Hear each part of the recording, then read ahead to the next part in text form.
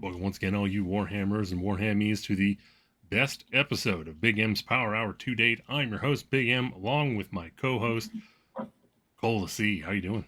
Hey man, I'm doing great. We just got back 2 weeks ago now? Yeah, from Pittsburgh, from the little 2-dayer we did there down at the Yeah, Forge. It was a yeah. great time. Enjoyed it. Once again, Um, Ben and Seth did an amazing job running an amazing Hell yes, event. they did. Yep. I think we need to They work told it on like it them. was, that Yes. nobody knew what the hell was going on every single rule yet.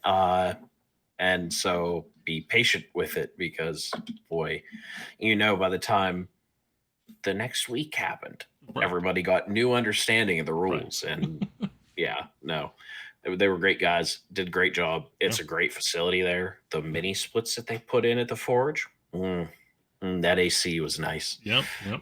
Nice to know. What was was that Summer Slaughter or the Boys where the AC just wasn't there? Oh, You were in the basement? that was Summer Slaughter. Yeah, yep. I was there. It was 100-something degrees outside. We were all down in that sweaty basement, and well, everyone looking at the screen right now, even if you can't, and I'll let you know, I'm a larger man. It did not go well. That was a rough event. I wanted to go so bad, and I'm so glad I didn't. Oh, dude, it was brutal. Day 2, round 4, I was upstairs, and like where they had like a couple of vendors and where the buffet had been like the day before. I was so happy for it. So happy. I got so lucky to be up there. I was like, yep, I'm glad I did bad and I got sent up here. Like, yes.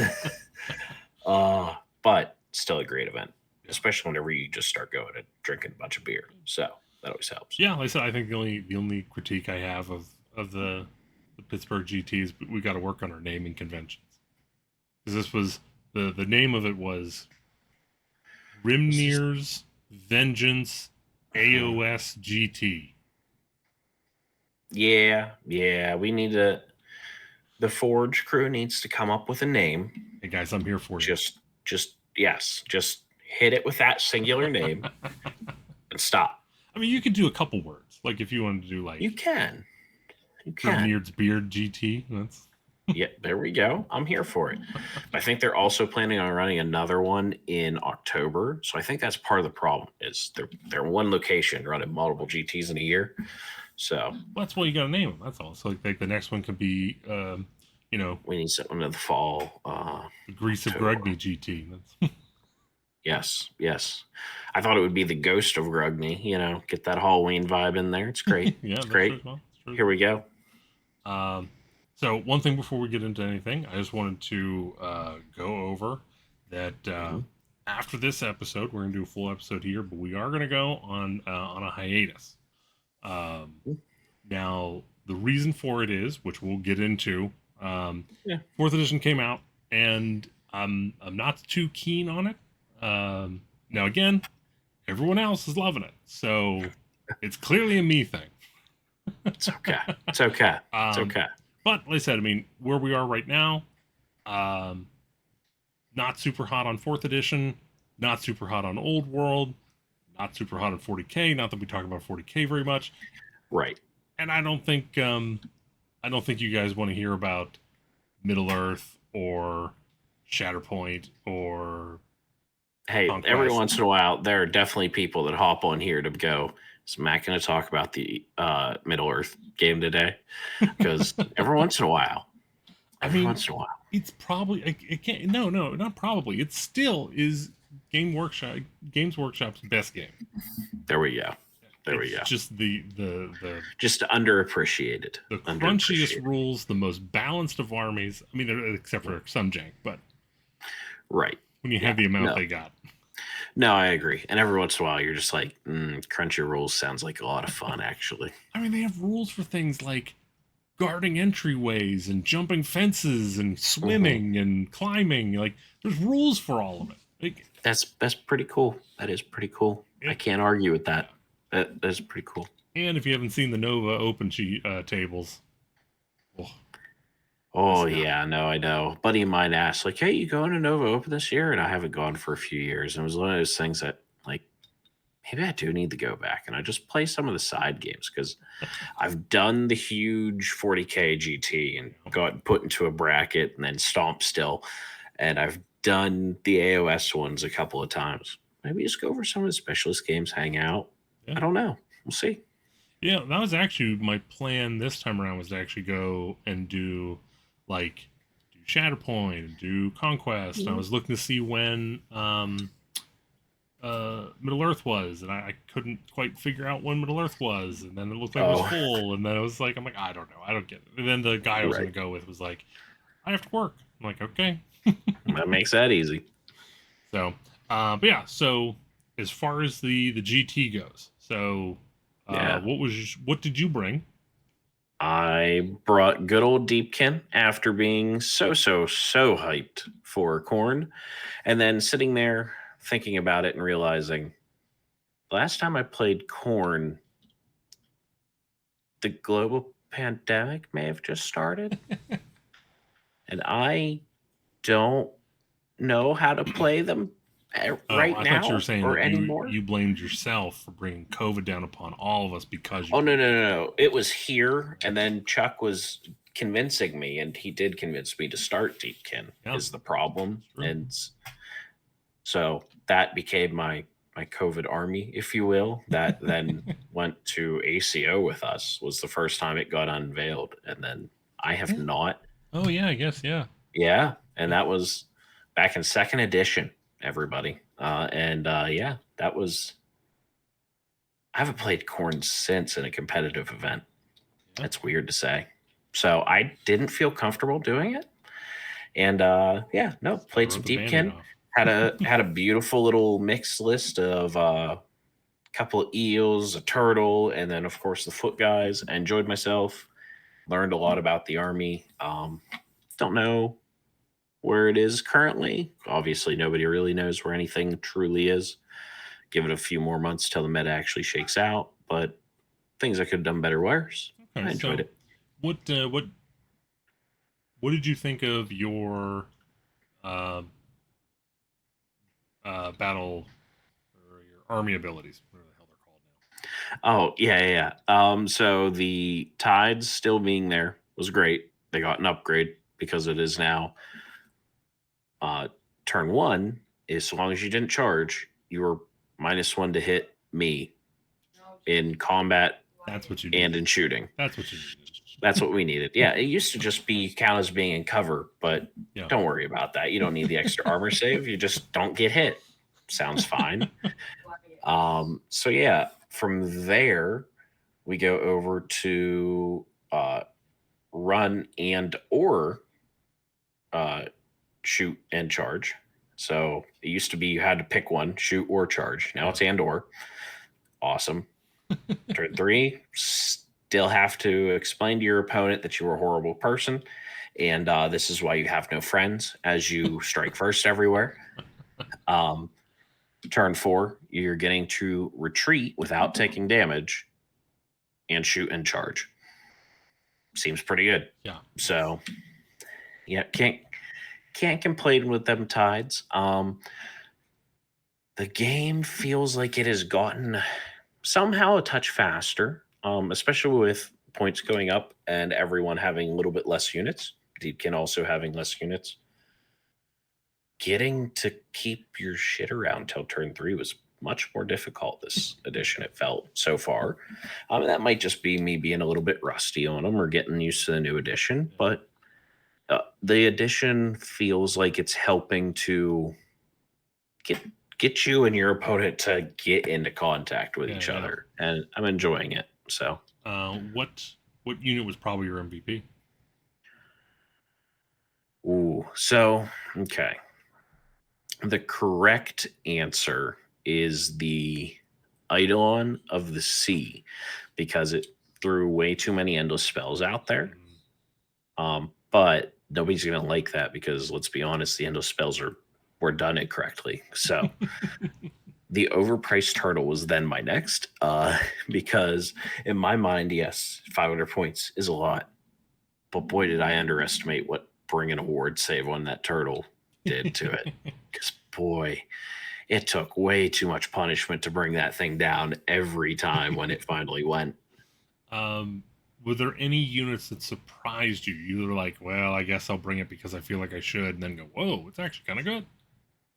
Yeah, I was pretty down on Reavers. I did have one unit of 10 just because it kind of fit, and then I would have my line of thralls, and then I could throw a couple shots forward with Reavers.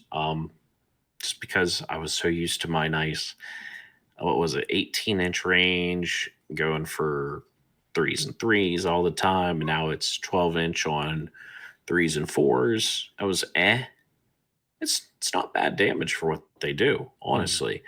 And just kind of talking with people, I can very easily see why somebody would pick them to. The one allegiance ability is that you can, if you're within range of terrain, pick them up and put them in reserve for later. And then the next movement phase, just plop them down and shoot somebody from point blank. Yeah. Maybe there's some play in there, but yeah, I was pleasantly surprised by them. Was there any like who was kind of your bad unit? What were you like? Probably not going to bring this guy again, or I wish he was a little stronger. So so the thralls used to feel like they did more, and they don't feel like they do enough now, I think is the issue. And that's maybe partially me and struggling with keeping them alive through screening, because they are just the screening unit. But it always felt like they'd always punch above their weight class, always too. And now they certainly are not punching above their weight class anymore. They're 120 points and they do 120 points worth of damage. But obviously, if they get some infantry, they get the extra rend. It feels good, but they're not anything to write home about. So overall, what do you think? Because I know originally you were like a little kicking rocks. I was down. Oh, anyone that watched this podcast the last time we did it, I was down on everything. I was the Matt of the episode, where I was upset about 4th edition. I was upset about Deepkin. Like, yeah, no, they're better than what I thought they were. I think I might have the list building a little off. Maybe it needs a little bit more speed than what I'm going with. Maybe you lean into eels a little harder than what I'm doing. But it's something that time will tell, and just reps will give me a better idea. Yeah. So for me, I actually Why don't you start with talking to us about Fire Slayers, man? Yeah, so I actually had a split. So essentially, I don't know what happened. My intent was just bring Fire Slayers the entire time. Round 1, I severely hurt my back. So I finished the whole day, and we'll get there, but my record was not good at all. And so I was like, I kind of wanted to drop, but at the same time I wanted to support everybody, and I didn't want to be odd man out. And so I was in last place, so I reached out to Tio, who I'll admit we have a friendship, so my little bit of pulling strings here. Favoritism. I also brought Sons of Bahamut for day 2. Okay. Now again, spoilers for about 5 minutes from now. I got the buy for turn 5, so I really only played one game with Sons of Bahamut. Right. Yeah. Which was fine. It was like, not only was I like hurting and like there for moral support, but I also was like, and I also like breaking the rules by bringing a different army. So I'm fine taking. Right. Yeah. I didn't think you were overly upset about the whole deal, especially since you were already in pain that morning. So with Fire Slayers, I really like their what is it? Battle traits? Yes, that's it. Battle traits. Yep. I really like the battle traits. I really like the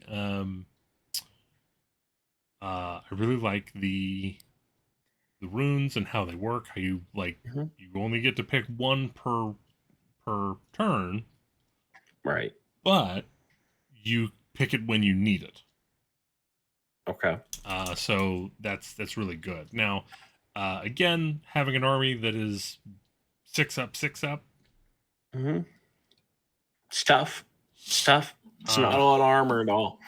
So not my even list, a little bit. my list was two reinforced units of Volkite with dual wielding, and then I had two reinforced units of Hearthguard, one with broadaxe, one with poleaxe.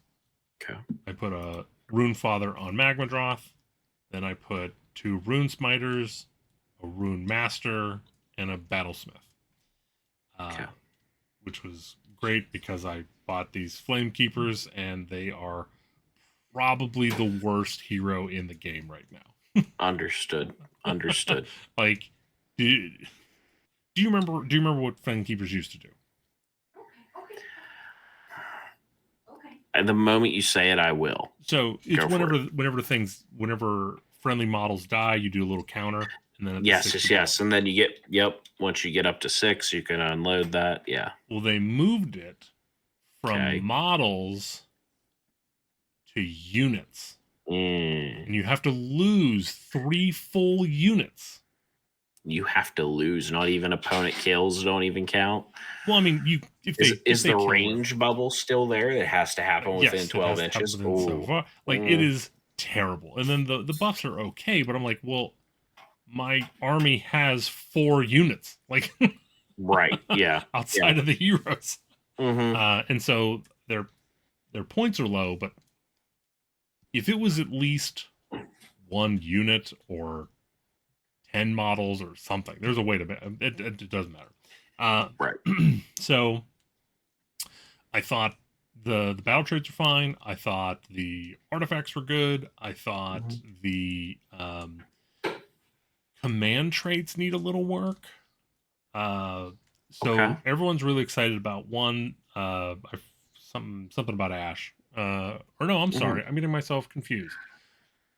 The command traits are good because I actually was able to make my Runefather a priest. Cool. Okay. Okay, we'll go with that. The artifacts are the ones that are a little So the one that everyone really likes is a once per battle. You can drop it down and then I forget what the ore is. It's probably like 12 models wholly within, or units wholly within 12 inches can't be shot outside of 12 inches. Okay. Yep. Everyone's very excited about that one, but I really wasn't all that excited about it, just for the simple fact that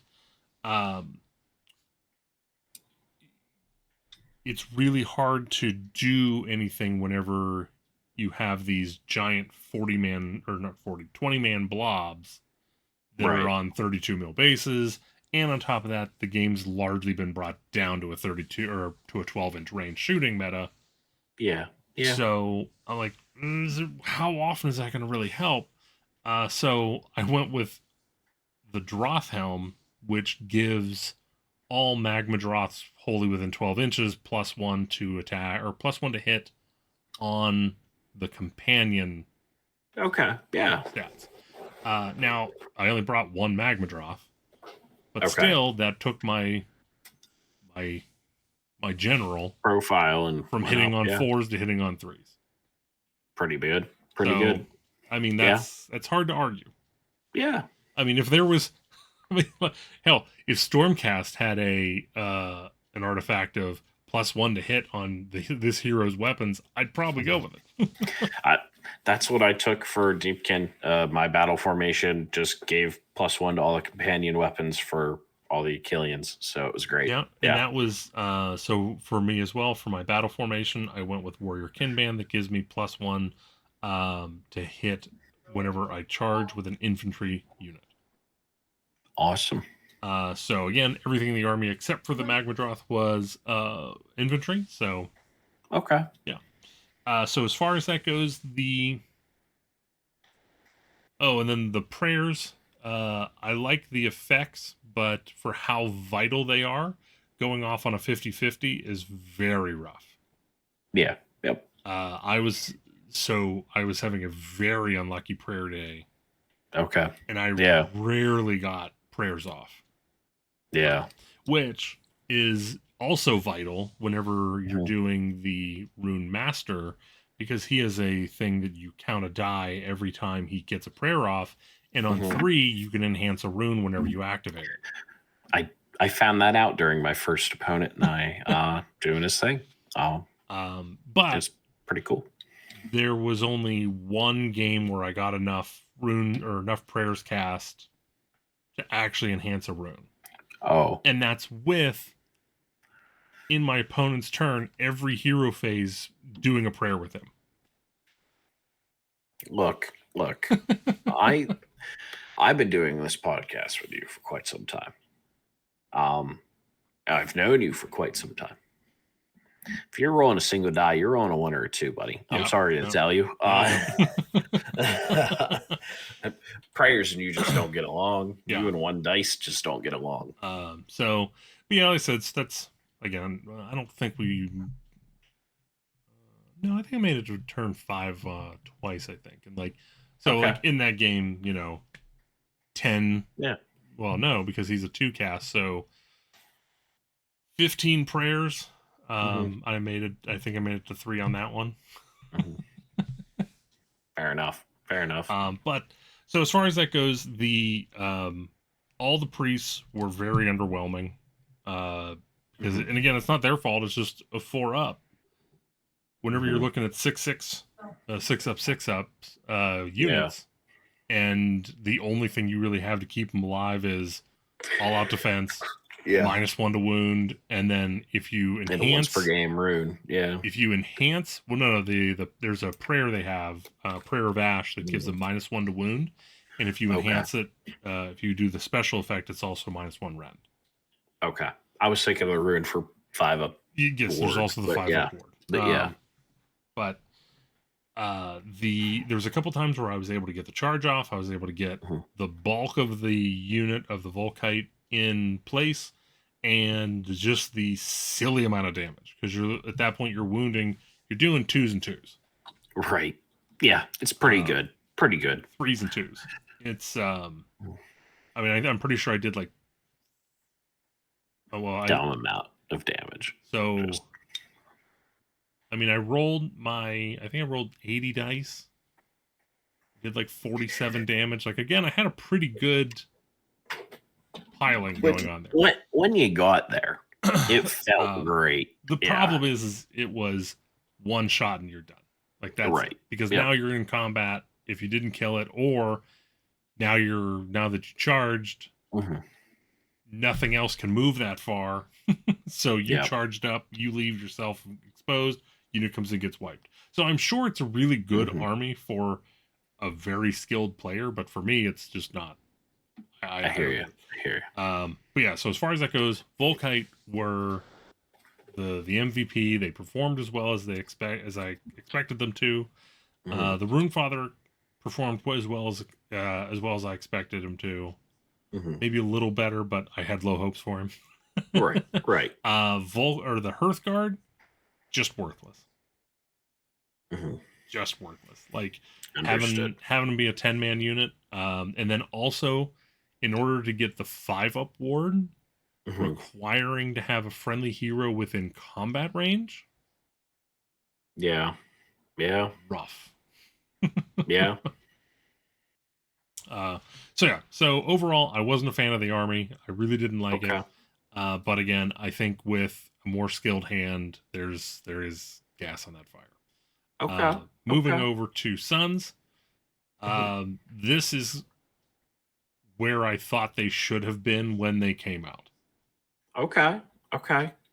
Most of the guys have between 4 and 6 attacks for their primary weapon. Being 4s and 2s is amazing, because you're rolling your dice and it's like whatever, like, it's either gonna hurt or it's gonna do nothing. Right. Yep. And now that you have less models, now that people are attacking on 4s and that stuff, it's a little easier to keep the giants on the table. I didn't think King Broad's prayers were super helpful, but again, that's just because his were going off on a 5. Okay. And so you're like, oh wow, every other turn. Yeah. Now, with that being said, it was the same sort of thing where you can choose what you want. I thought there was really two that you would go to, and that was either +1 rend on the big weapons, which I don't think is necessary anymore because now they're default 2. Okay. Okay. So the other one that's kind of helpful is no range requirement, just everyone heals D3. Okay. Okay. It definitely feels very fun, very stompy, it feels the way destruction should feel in my mind. So sweet. After my game with them, I was very happy, and I actually wanted to play with them some more. Okay, good. I mean, I played against them in one round, and boy, do they feel good. Honestly, to play against too. Good. Spoilers, I lost the game, but it felt very close the whole time, so it was fun. All right, so let's move along here. So, kind of briefly go over round 1 for you there. Sure. Round 1, I was playing against Fire Slayers. Forget the mission we were on. It was 4 objectives, 1 in mine, 1 in yours, 2 in the middle. Played against a list that was running, and I'm looking up the list right now. That's why you're all looking at me, looking down and away from this camera. It was running a pair of Magmadroths. One's a Rune Sun on Magmadroth. The other was... I cannot tell. There we go. Rune Father on Magmadroth. And other than that, the other big part of the list was, I forget what the shooting unit is for. Oh, he brought that? Oh, yeah. Yeah, and it scared the crap out of me. The shooting that came out of me at me. And with that, he was also running his general, the Rune Father, just a Rune Father on foot, the Ash Cloud rune, so you couldn't shoot any infantry wholly within 12. Yeah, that was annoying, to say the least. Now, he only used it once per game, right? Right, yeah, but it was annoying. So he used the Ash rune as well as the 5-up ward rune on the same turn to prevent the damage coming in at him, which was tough. But anyway, he was a 3-drop list to my 2-drop. I give the turn away. He chooses to go for the flanks, which he had set up to do, kind of assuming that I was going to give him the turn, which, yeah, that was me the entire weekend. I got to choose all weekend. All my opponents went first. So he moves up and creates a pretty steady position that I'm sitting there thinking to myself, I don't know if my army can crack, and I'm a little worried about it at the start. He got a full score. I think I am able to score 6 or 7 points maybe on the turn. So I'm already kind of behind at that point. But I've kept myself farther back away from him, just trying to use my speed as my defense to not get beat up so much. Round 2, he moves forward. I think eats a unit of thralls that I had put on one objective to steal it from him. And then I got very lucky during my shooting because I decided it was too close to him. And if I backed up and off of all the objectives, I was not going to be able to play this game. Essentially, I was going to get pointed out and be so far behind to be ridiculous. I decided I'm going to push in the turtle shooting. I only have 1 target because I cannot shoot any of his infantry. Lays down at, I think it was the Father on Magmadroth, and it's anti-monster shooting at damage 3 each for 4 shots. We roll very hot and leave the man with 3 wounds remaining. And it goes from oh boy, this is going to be a tough one to, well, now I have to go for it. Right. Like, and I was able to throw in everything, collapse a whole side, and felt very good. I had, I think, just the Eidolon of the Sea left over on the other side of the board, just whipping endless spells everywhere. Something happened that I'm hearing a lot of weird background noise right now, but hold on, give me a sec here. You're good. It's leaving now. You're good. Just a heads up. But yeah, that's yeah, you got it. There was an Idol on the Sea basically holding that side of the board on his own. It wasn't a lot over there, But between Gravetide, I forget what the exploding, the Maelstrom, and I think I might have thrown another. Oh, and chains going out. Like, he held that side of the board on his own while I was fighting over here. The whole time, though, I am getting blasted by his various endless prayers, manifestations.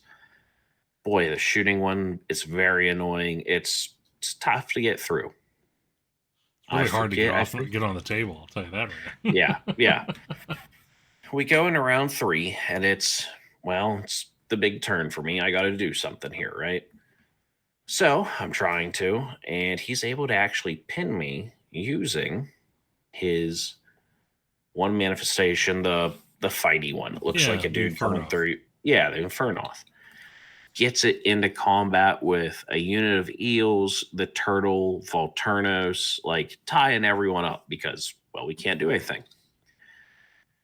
Well, somehow I'm sitting here looking at everything going, what the heck do I do? I remember, oh yeah, the Eidolon has an unlimited spell. The army can cast this anytime it wants to teleport. So it teleports. That's not even the best part. Teleports from his side of the board. I came right over.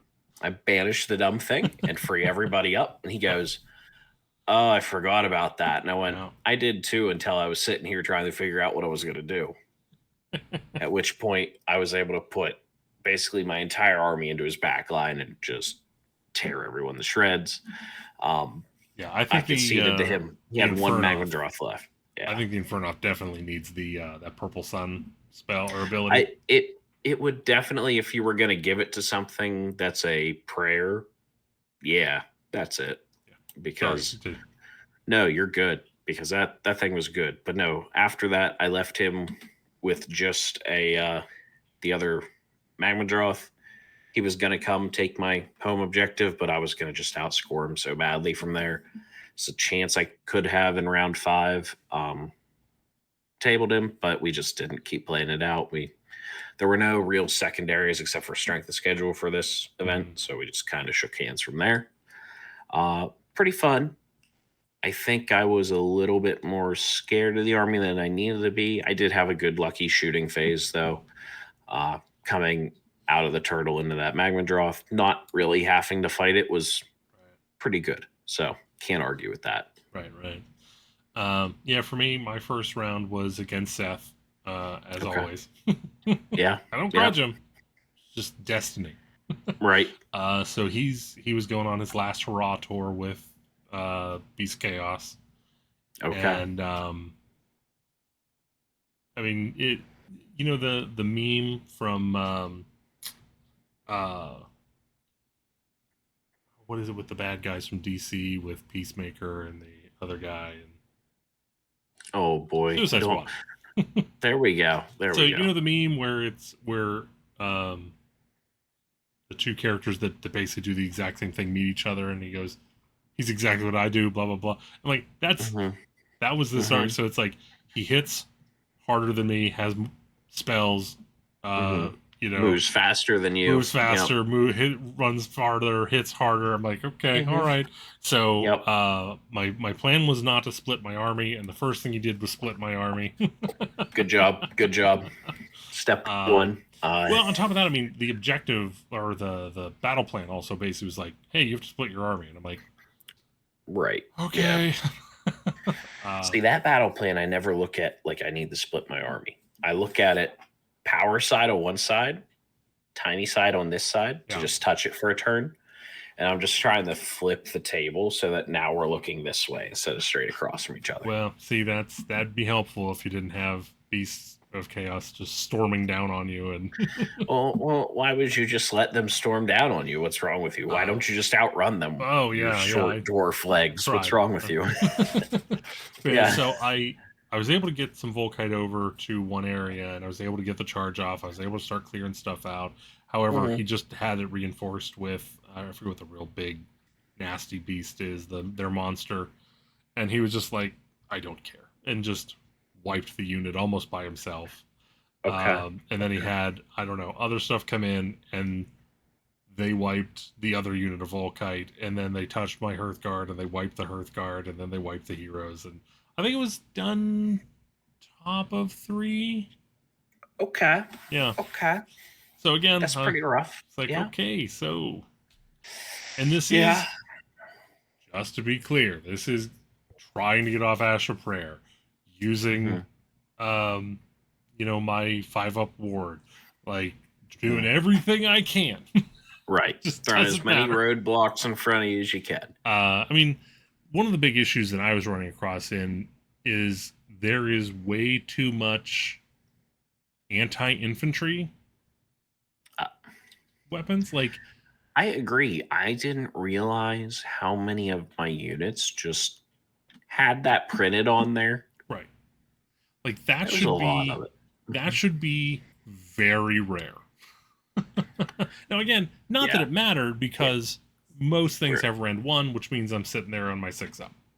Right. Yeah. What do you care? Yeah. Right. But I'm just sitting there like, that's rend 3. Yeah. That is rend 3. Like, no. No, that's fair. That's fair. Yeah. So round 1 again, great game with Seth. Terrible game with Fire Slayer. I hear you. So how about your game 2? So my game 2, I got to play against the wonderful Fithammer, who had won his first round as well. This game was the one with the 8 objectives. You could go raid your opponent's objective side and everything like that. As it turns out, fighting a bunch of rats who perpetually keep coming back after you kill them through the gnaw holes that he's going to set up all over that damn table. Real hard to keep up with those things. Again, just like I described in the last one, I set up like a power side of I'm going to take this half the table and we'll see what happens. I was many fewer drops than him, at least it felt like it. So I was expecting him to get the hint and go to his own side of the damn table. No, he didn't get the hint. He decides to go right across from me. Okay, great. Give him first turn. Realize, oh boy, that Skaven shooting. Absolutely terrifying. Right. Absolutely terrifying. The rattling warp blaster just unloaded and ripped a unit up on its own. And then we, of course, had a full unit of reinforced storm fiends that unloaded and ripped up another thrall unit. And just, okay, that's great. He set up a tunnel in the middle of the board, hopped like a quarter of his army out of it, and chucked, I think it was a 6-man unit of whatever the rat ogres, just not the really expensive ones. I forget what they're even called. Just rat ogres. Okay. Yeah. Just a 6-man unit of rat ogres into my line on turn 1. To my own detriment, I forgot to enforce the -1 to hit thing because I still am not used to it. Yeah. But they did much less than he expected, and then were promptly eaten because he ended up in combat with all of my power pieces. But he also killed the entire screen of the army on turn 1. So from there, we don't have a lot to defend ourselves with. But we were able to claw through, give him a very good game. I think it was like a 2 or 3 point loss on my end. Just punching through, charging, and remembering you can charge gnaw holes now and things like that to get to places, and helping him out with like, hey, Crossbite Incarnate, I know it's big, it's scary. It doesn't hold an objective. Right. Heads up, bud. But that is one of the things. Like, we were 2 weeks in the edition. Nobody remembers what's going on. It's like, nope. Hey, heads up. Little things like that. Learning what different spells can do. I'd gotten a very good casting off of the chains from Morbid Conjuration. Boy, subtracting 2 or 3 inches from an enemy's movement. Oh, I didn't tell anyone, but during the last game, against Fire Slayers, boy, it felt real bad when he's like, so I have a 1-inch move now. Yeah, yes, you do. Yes, you do. Enjoy that. So like fantasy dwarves. Yeah, exactly. Playing just like fantasy dwarves. But I ended up killing all of the big power pieces for his army. I felt like, except for I forget what the giant rat he had was. We had Lord Screech.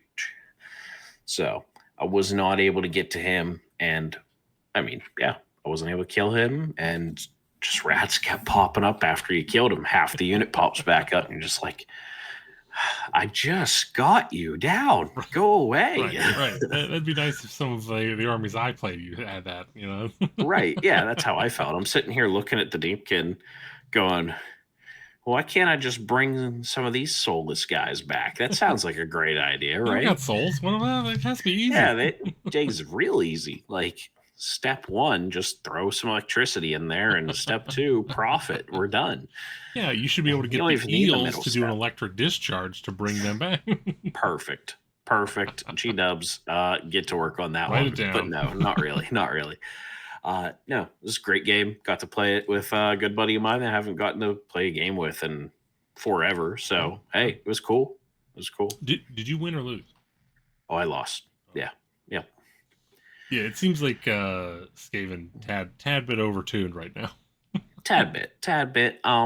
I think that they're beatable because I felt like I was very close.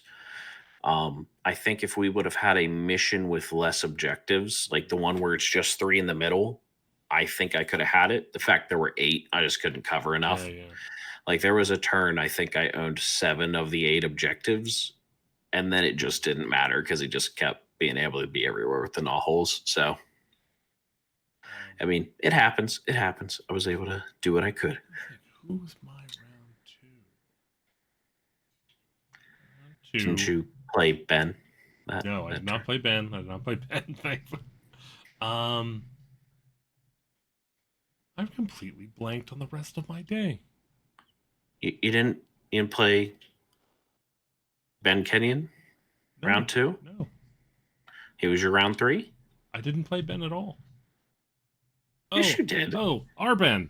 Hey. I even said the last name to give you a heads up. Yeah, that is. No, was that it's round okay. 2 or round 3? I think it was round 2 because I was playing against. Yeah, right after lunch. We all went to the same place to go have a drink and eat, and then we all looked at the phones and went, hey, we don't have to worry about our opponents waiting on us. We're all here together. Right. And he proceeded to also kick my teeth in. Yep. He was also with Beastmen. Like apparently that's dying my army. Special ability. Yeah. My special ability is if there's whoever I fight round 1, I'm going to fight that army a couple more times. Yeah.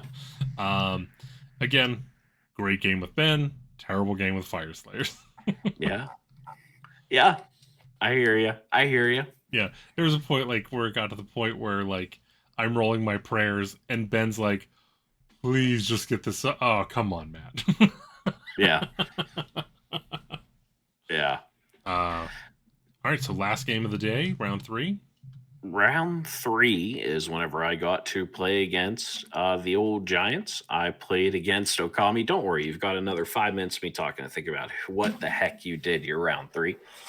Okami has a pretty sweet army. I think all 4 of the Giants have some form of conversions going on the whole way through. It was King Broad and his 3 buddies. One sec, we'll see which 3 buddies he chose. We've got a Gatebreaker, a War Stomper, and a Kraken Eater. So we just took a little of everything. He was at 1950 points, so we got the extra CP, I think. Yeah. And it was a good one. He was playing the one battle group or battle formation. There we go.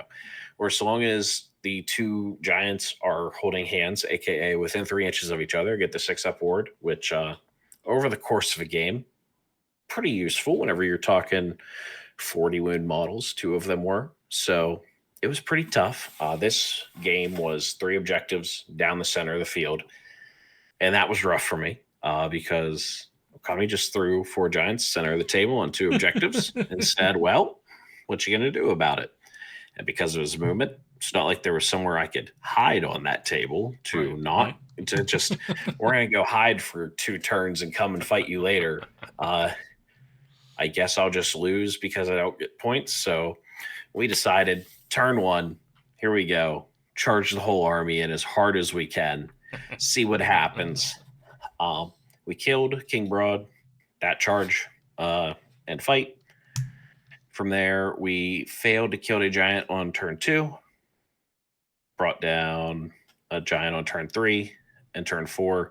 Just at that point, we were outscored. I forgot about getting flipped with the turtle until it happened to me. And I'm like, yes, this is going to be great. I'm going to have my 5 upward on Volturnos and all these eels. It'll be wonderful. Oh, he's nowhere near where he was supposed to be anymore. Oh, he's way over there now. Between gets suplexed once, and then the next turn gets suplexed by another one. He's like 12 inches away now. It's fine. It's great. But it's a good fight. Again, I think I only lost that by 2 points, 1 or 2 points. So was in it the whole time. I think I actually made a mistake or two that I think I could have brought it around looking back now, which is always fun. But no, Okami's an awesome dude to just hang out, play some games with, so can never complain. Yep. Yeah, it's awesome. Yep. He has the same demeanor, win, lose, or draw, no matter how hard Oh, he's he's winning just or there how to hard have you're beating fun, him. hang out. Yeah, yeah. By the way, I didn't know this until the event. He's got a game out, Fumble Rooski. So if you're listening to this, maybe go check that out. See, it's something that it's a card game, and it's it's a fantasy football in the same vein of Blood Bowl. Yeah. So yeah, Blood Bowl inspired. yes, yeah, In a copyright safe way. exactly, as you do. My game 3 was against Nurgle. Okay. A very interesting Nurgle list. I originally was like, I don't know if I'm scared of this or I'm not scared of this because it had Great Unclean One, a Glotkin, the Glotkin, right? 2 units of Plague Drones. Okay. I forget what the guy in the slug's name is. I forget what his name is. And a reinforced unit of Plague Bearers. Okay. So I just misplay after misplay. Like, you know, again, he gets the drones over on the other side, so he's starting to like come at me from 2 angles, and I'm like, well, I don't know what to do. This army doesn't do 2 angles. Yep. So I had to pop up one of my units of Hearthguard on like the complete other side of the table, so he could try and intercept with the plague drones, and then basically, even though they ended up winning, they were just out of the game after that. And like, I'm like, okay, well now I'm down. You know, I got rid of like 200 points at the cost of like 350. Yeah. And it just it just didn't, like, it was just couldn't do anything. Couldn't do a damn thing. And then the disease was pretty potent. I definitely like it a lot more than the last iteration, and I liked the last iteration.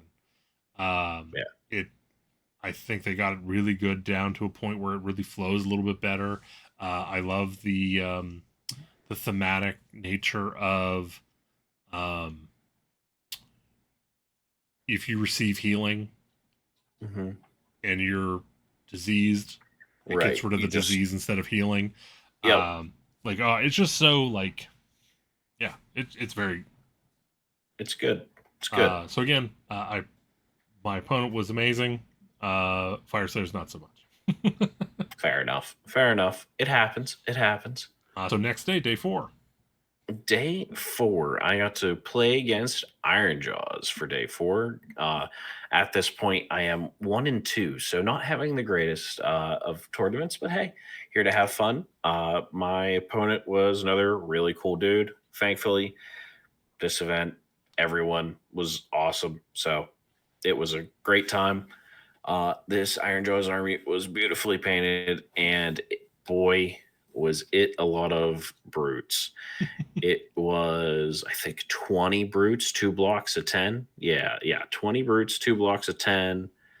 Um, 6 pack of the brute ragers, and another 3 pack of brute ragers. So I didn't realize until like we're talking at the beginning of games, like, yeah, when they charge, like it always strikes first roll, and you're like, okay, okay. By the way, all those brutes are on a 3-up armor save with 3 wounds a pop. Good luck, man. So, not knowing what the heck I'm going to do against this army, I hand that turn right on over to them and start. He pushes up the middle, first sees the center, while also catching the 2 objectives on the wings, and says, all right, what are you going to do about it? Nothing was the answer to that question on turn 1. We threw a grave tide out there turn 1, charged it in, it got killed instantly. I forget, he had thrown, so I had a strong side, a weak side.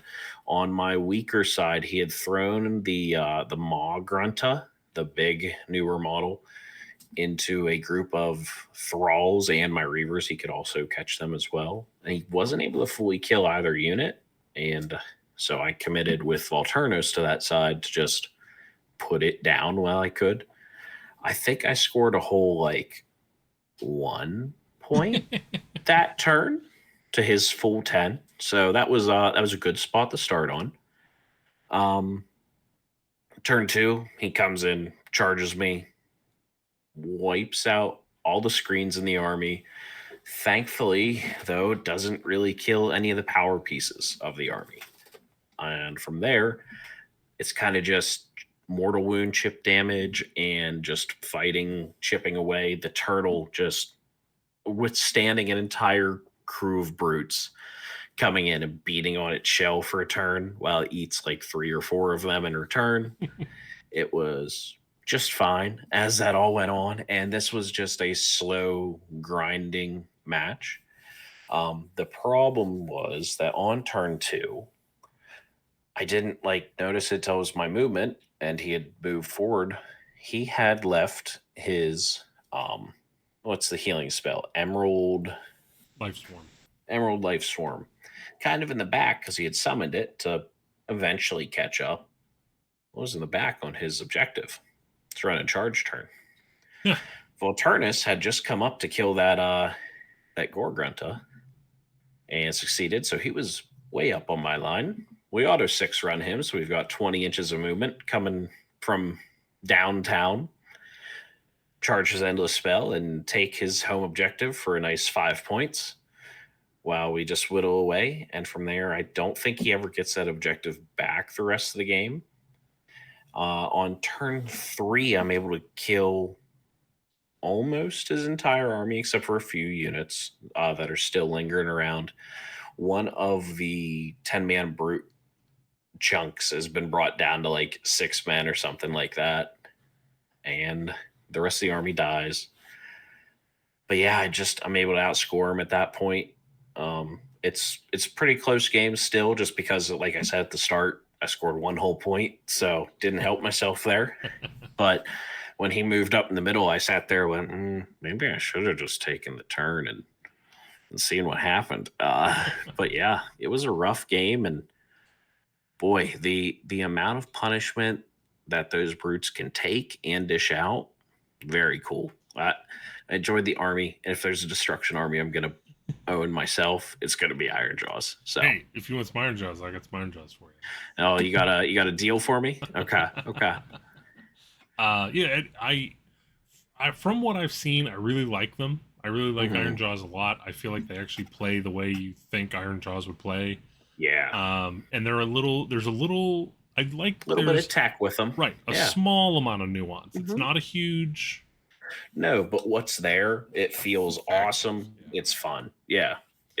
Hopefully whenever their codex comes out or battle tome comes out, it holds up.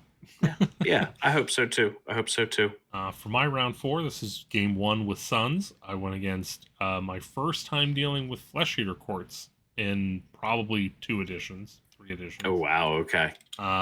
And it was not a good matchup for him. No. The list that I saw did look pretty similar to kind of what I've seen online. But I knew that their ability to put models back into units was pretty intense. So I was like, okay, well, what if I just get rid of those units? Seems good. Yeah. That's a good plan, right? So seems like a solid idea. So so my list for this is King Broad, okay, a War Stomper, and 2 Gatebreakers. Okay. Brutal list. Okay. Like I said, I'm sure there's some matchups where it's like I wish I could do something, but he had a full maxed out unit of just the little rank and file, little weird gremlin zombie things. Yeah. So I did. So I put a Gatebreaker and the War Stomper into that unit and just deleted. Picked it up. Yeah. Just deleted it. And because also on top of that, he went first. Moved up towards you. Moved up into the middle so he could get secure the middle or whatever the hell it's called. Seize the center. Seize the center. Yep. And get the middle. That's the get the middle. And I'm like, ooh, it's like one of those ponds where they have all the fish ready just to jump on your boat. There you go. There you go. So he did have Ushran. Okay. So round 2, he moved up Ushran, in which case I did the suplex and then put him in between both Gatebreakers. Oh, was he in combat after the suplex with both of them? Yes. Oof.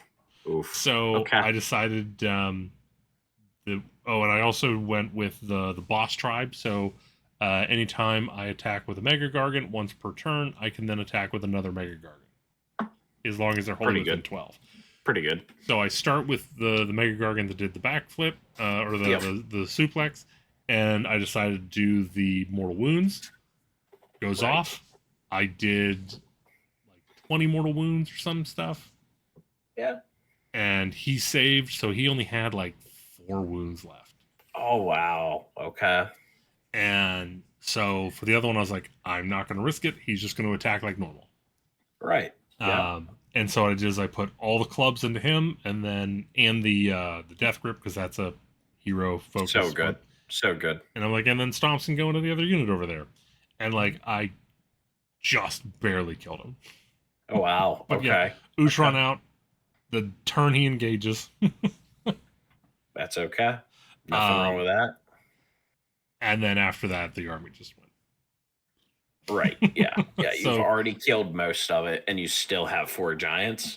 Seems okay. I'm not saying that this was, I enjoyed this game so much more because I won, but just because going from an army that's just paper to an army that actually has some teeth.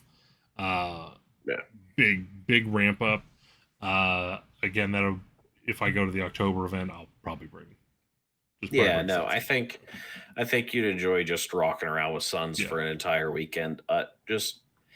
They seem strong enough that yes, there's still a bit of a DPS check army, but now, they can do their thing. The question that I have for myself is, I think I want to take the Glowy Lantern, so I can bring a spell lore or a manifestation lore. There we go. And I don't know if I would want to go Incarnate or the one that I'm taking. Yep. But it's only one spell, so like.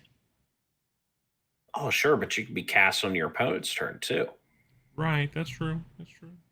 And if you could hit somebody with shackles on their turn, let me tell you how that feels. Fantastic. Ask my Iron Jaws player. That means you pack up early and duck out the back. Yeah. It feels real good when that goes off, let me tell you. Yeah, it just... I lost the game, but I got that spell off, and it felt real good. That's okay. I mean, having 4 giants, 4 megas, and the Incarnate.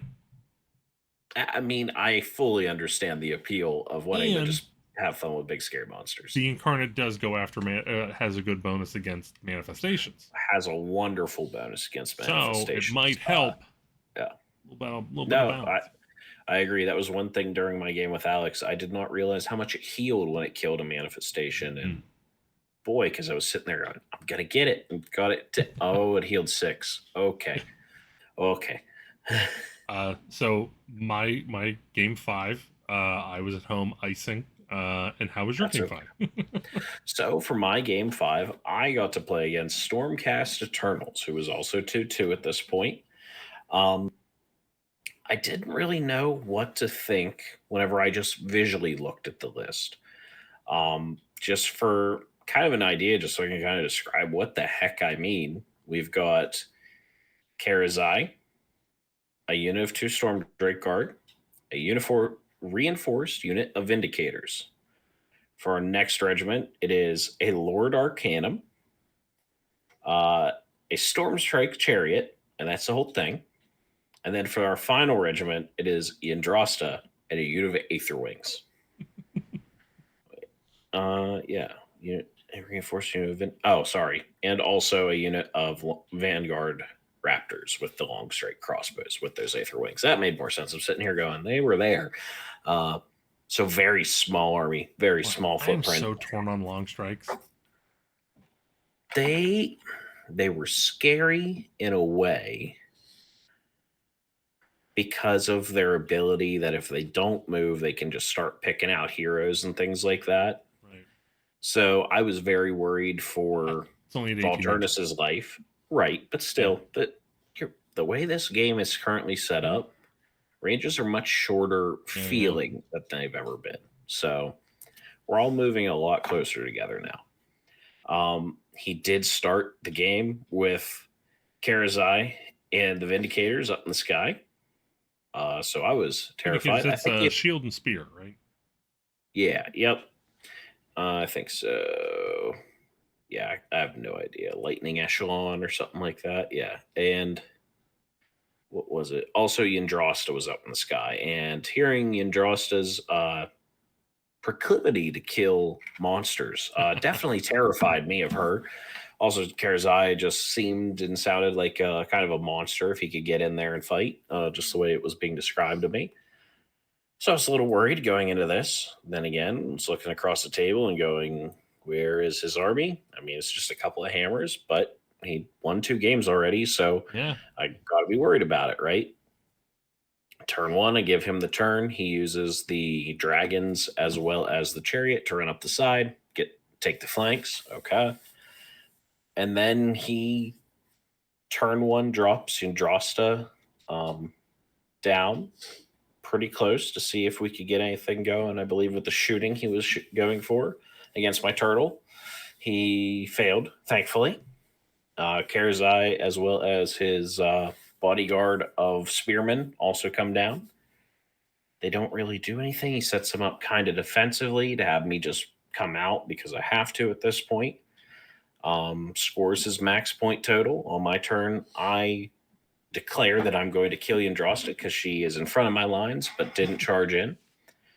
I move everyone up, get ready to do this, and he redeploys, getting this big 6 inches and getting her the heck out of dodge.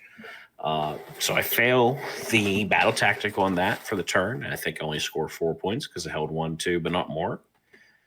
However, this was the only time that I decided that it was a good idea to take the turn the entire weekend for the double and proceed to run over basically half of his army at this point and take 2 of his 3 objectives. I'm able to clear out Yndrasta, the Vanguard Raptors, right? That's what their name is. Yeah, Vanguard Raptors all die. His Knight Arcanum goes. The Aether Wings are gone. And, I mean, that's it. But that's all I needed to really kill to take most of the points in the game. So it was a unit of Eels had gone and taken 1 of them. He turns around on his turn 2 with the what are they called? Just the drakes. The Storm Drake Guard Storm Drake, yeah. goes and attacks the defensive eels. Giving your opponent -1 to their attack characteristic definitely helped. They survived that round of combat. He really, just because of the size of Karazag's base, had nowhere to go with him really to fight with him. Couldn't get him in for the round. Turn 3 comes around. It's the big swing turn, right? It's where I'm going to fight first all over the place. He had kind of moved around position to try and get at me a few spots, and I take basically the entire army into Karazai. I let the unit of eels that was fighting the Storm Drake get help from a second unit of eels that I had in the list, and I kill everything except for the 2-man unit Vanguard Raptors that were brought back, as well as the chariot. That's all that was left on the table at the end of my turn 3, let alone his. So we kind of said, yeah, we can call it from there. Because it was a huge turn. I was able to get the Purple Sun into Karazai along with a turtle and Volturnos. And yeah, the man doesn't, that dragon needs a ward save. Not having a ward save was hugely detrimental to him. It is preposterous that doesn't have a ward save. My turtle at 500 points ran into Karazai at his 500 points. It has a ward save. Right. Why does that? He has a 6-inch bubble that he's giving a ward save. The son of Draconis should have a ward save. Because I was so scared that I wasn't going to be able to bring him down. Right. He's going to all out defense him. And then you're just going through and you're like, oh no, because I've got all this rend and everything, he just dies. Yeah. Well, I mean, that's been the detriment of Stormcast for 3 editions now. I mean, yes. Yep. We're not going to have our elite, super armored Superboys be super durable. A 6-up ward on that army would change its defensive feel so much. I definitely want to talk about it, but it's on the list, so we'll get there. Yes, we will. We will. We will. So okay. So overall, you had a good experience. Yeah, had a lot of fun. I'll admit, I'll eat crow and say I was wrong about 4th edition for me, at least. I had a lot more fun with it than I was expecting to. And I did 3-2, which is okay. Yeah. I had a great time with all my opponents. Everyone was an absolute all-star. Whenever you go to an event like this, these are the guys you hope to fight. Like every one of them. Yeah. Pittsburgh's pretty good about that, thankfully. So it's a good community. So, however, for 4th edition, everything that I was kind of worried about, I was basically the way I assumed I was going to perceive it is exactly how I perceived it. The only thing that I didn't catch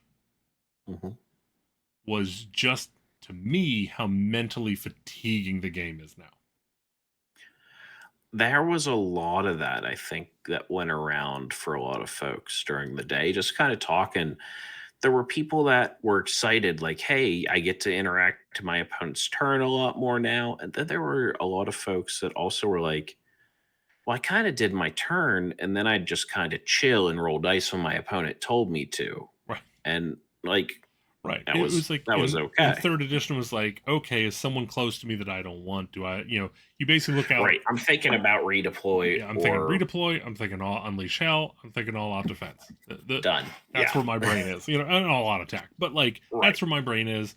And now it's okay. Everything. He casts a spell. Do I want to cast a spell? Okay, he's gonna cast a prayer. Do I want to cast a prayer? What do I want to unbind? What do I want to dispel? Okay, now do I want to move anything? Do I want to charge anything? Do I want to this, that? It's like, and it's like every time they move something, you then have to wipe the chalkboard and then start the equation out again on what do you want to do? Right. What don't you want to do? And then you have to, you go okay, well, that's how the turn didn't go the way I expected. So, okay, now it's on my turn. Now let's start the equation from scratch. And it's just whew. And because to me, I think the easy remedy to that is one of two things. Well, I'll go with the path of more or the path of less. Okay. The path of less command abilities to be done in the opponent's turn. Okay. You know, I honestly would have no issues going back to redeploy and unleash hell. I think being able to cast spells in your opponent's turn is it's an interesting one. It's interesting. I think we might have to say no to manifestations, but that's just because manifestations are their own talk, and we probably are not equipped to talk about it. But we're talking about it. Don't worry about that. Everyone knows manifestations be the problem. But like, you know, getting a full-on move, getting a full-on charge, I mean, it's a lot, and it's highly unnecessary because again, they're only giving you 4 points the entire round. Yeah. So if you want to charge, well, now you're down to half. Yeah. And it's like, so not only are you like, you're putting all this thought into what do I do, what don't I do. The majority of the decisions you're making is I'm not going to do anything. Yes. Now, on the active player's side of the turn, though, I caught myself stopping to think of what my opponent would do a lot more than I ever did. And I'd stop and go, how many CP you got? 2. Oh, crap. I wanted to do this charge and not tag that unit. But if you bring that unit in, they just die. And, like, there was a couple of those. I'm like, I have to change the decision I'm going to make because counter charge is available. Yeah. See, the issue for that is with Fire Slayers, I was so weak. It was like, he's not going to charge anything into it because the unit that I'm engaged with is going to kill the unit by itself. I hear you. I'm like, oh, all out defense. Oh, it still goes through. Huzzah. Yeah. Yeah. Don't worry. We were Rend 1 anti-infantry anyway. Right, right. Now, again, the other way, the path of more command points. Let me have, like... You did feel strapped for him. For all the stuff honestly, you wanted to do. Yeah, and I don't know, like, I think for me, being like, so again, we if we keep in our brains that I'm an old fuddy-duddy that grew up playing in super old Nintendo games, where, you know, if you got one super weapon, and then you fought a giant nuclear ant, you weren't going to use that super weapon because probably in the next stage there's going to be 2 giant nuclear ants. Yeah, I'm bad for that too. I always am I'm hoarding resources, and I caught myself a couple of times getting to the end of the round and going, oh crap, I still have 1 CP left. Shoot, I needed to use it here because then when we hit the combat phase, I don't have a heroic leader or an aspiring leadership at the end to make anymore. And like my brain was still on the, save 1 CP for the end of the turn so you don't lose that unit to combat ret. No. By the end of the tournament, I got it out of my head. But like the first 3 or 4 games, I'm sitting there going, no combat res. Wait a second. Yeah, I almost feel like if you just had 4 combat points every turn. Yeah. That might... Of course, what's funny is I actually feel like I needed more command points on my opponent's turn than on my own. Yeah, no, I agree. I only ever needed, like on the big turn, I would want 3, and that would be a big turn. Yeah. So like I said, that to me, like it was one of those things. Like I said, it was just mentally taxing, and it was just like always second guessing yourself, and like to me, that's very stressful. Right. Like constantly second guessing myself, constantly like the weight of what's the right decision, especially with Fire Slayers, because like again, with your smaller margin for error, especially in a slow moving army, you make one decision and you've lost the game. Yep. And so to me, that's very unenjoyable. And again, like I said, the other things we kind of talked about that that I wasn't a huge fan of, like the new. We'll start from the beginning here. So like, Sure. um, list building. Mm-hmm. It's not hard. I don't like. I hear some people say, like, "Oh, it's like a puzzle. It's like a game." It's like, no, it's not a puzzle or a game. It's like I have an army that needs basically one hero per one unit. Well, I'm fucked. Like that's. Right. No, um, it Again, that's was Fire Slayers only, by the way. right. No, just Fire. from an everyone else aspect, perhaps. It seemed very easy to fit an entire army into 2 drops for a lot of armies. 3 drops was instant, and nobody took a single auxiliary unit. It feels like a waste that auxiliary units are Yeah, available to us right now. auxiliaries I mean, it's Somebody's going to find something that they have a reason to do it, maybe, well, but again, even if you take one, it's all penalties. Like, there's no like. right, there's never a good reason to do it. It doesn't feel like so. Maybe there's something there and I'm missing it, but it's Uh, just one of those things. It's like I so I built a couple lists for both Deepkin, Corn, and also a couple Night Haunt lists. We're gonna get into that later because I've been digging into Night Haunt, not just because they seem really strong, but it's doable with every army to fit it to 2 drops very cleanly. 3 if you're worried about whatever I forget what the current season's called, where the opponent gets the +1 to hit and wound guards. against the other guards. Yep. So Yeah, like I said, for me, so I had my list was I think like a 5 drop. okay. Um, Well, in my mind, if you're gonna ever hit 4, just or even 3, it's possible at this point. I feel like to just say, "Yeah, to heck with it. I'm gonna go as many drops as I want." yeah, 5 drop. Well, so again, it's because More heroes, yeah. I needed more heroes, and it's just like Yep. you're not helping me out. So, Nope. I don't know. There's a couple instances where I've seen in other armies where bigger heroes can take lesser heroes. Yeah, there needs to be more of that, I think. And Yeah. again, I mean, well, considering that in last edition, the Rune Master, you got a bonus for keeping him next to a Rune father. Okay. So to not be able to put him in the regiment here Right. felt a little silly. It's same thing Yep. like with like the Battlesmith, who's just like the standard bearer. Yep. Like, what are we doing on that one? Yeah. Um, so that felt, and again, it's fine. It really doesn't impact too much. hmm And I would have liked to see them reduce the impact even further by simply doing away with the whoever finished their drop first can choose whether they go first or not. Just just make it a roll off with a +1 to somebody Yeah, like I said, who. I would say either have Yeah, it be a I'd plus be one okay with. roll or have it be a tiebreaker. Sure. Move Yeah. on with your deck. hmm That's because I said, I mean, it'll allow people to build the armies that they want as opposed to going, oh, I have to be a small regiment.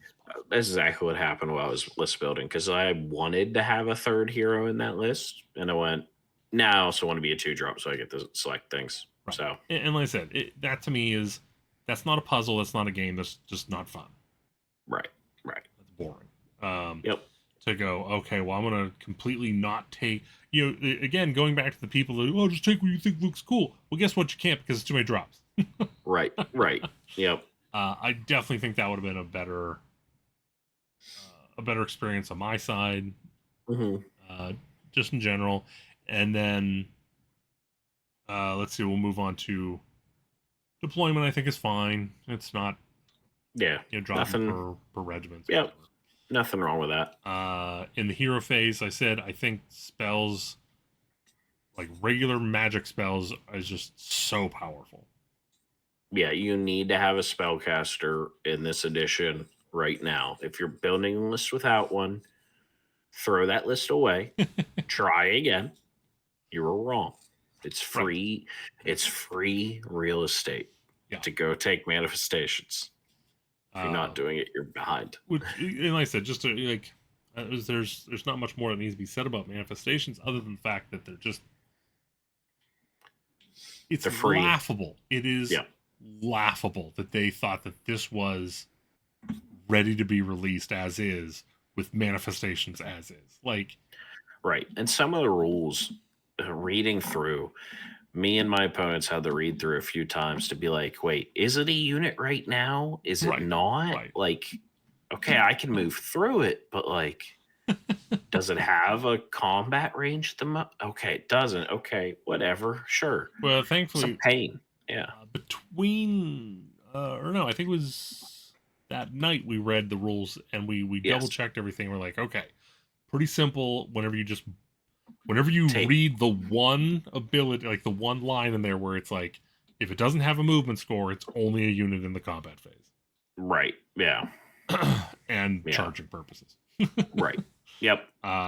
For being the target of a charge. And I'll tell you what, there was times rounds 1 and 2 looking back now that's like, oh, I could have charged that. And that would have happened. It's like, oh goodness. This opens up such a big can of worms. Like I said, I kind of like being able to take them off the board without a wizard. 100%. The idea that anyone can actually just fight the endless spell. Yeah. Good. Because that was the problem at times, especially like, prayers. I feel like in general, essentially what it should be is anytime there's a unit that is or anytime there's a manifestation that is like a combat manifestation, like anything that's supposed to get in, like the Infernoth, just being able to banish it is just like, it's like the one thing. I felt bad when I did it because it was one of those things. My opponent's like, he felt good. He was like, I did it. I locked him up. I've got it. I'm like, and now pick it up because I rolled 2 dice and I rolled a 7. Right. It's like, what's the fucking point of it at that point? Like, right. Yeah. Yeah.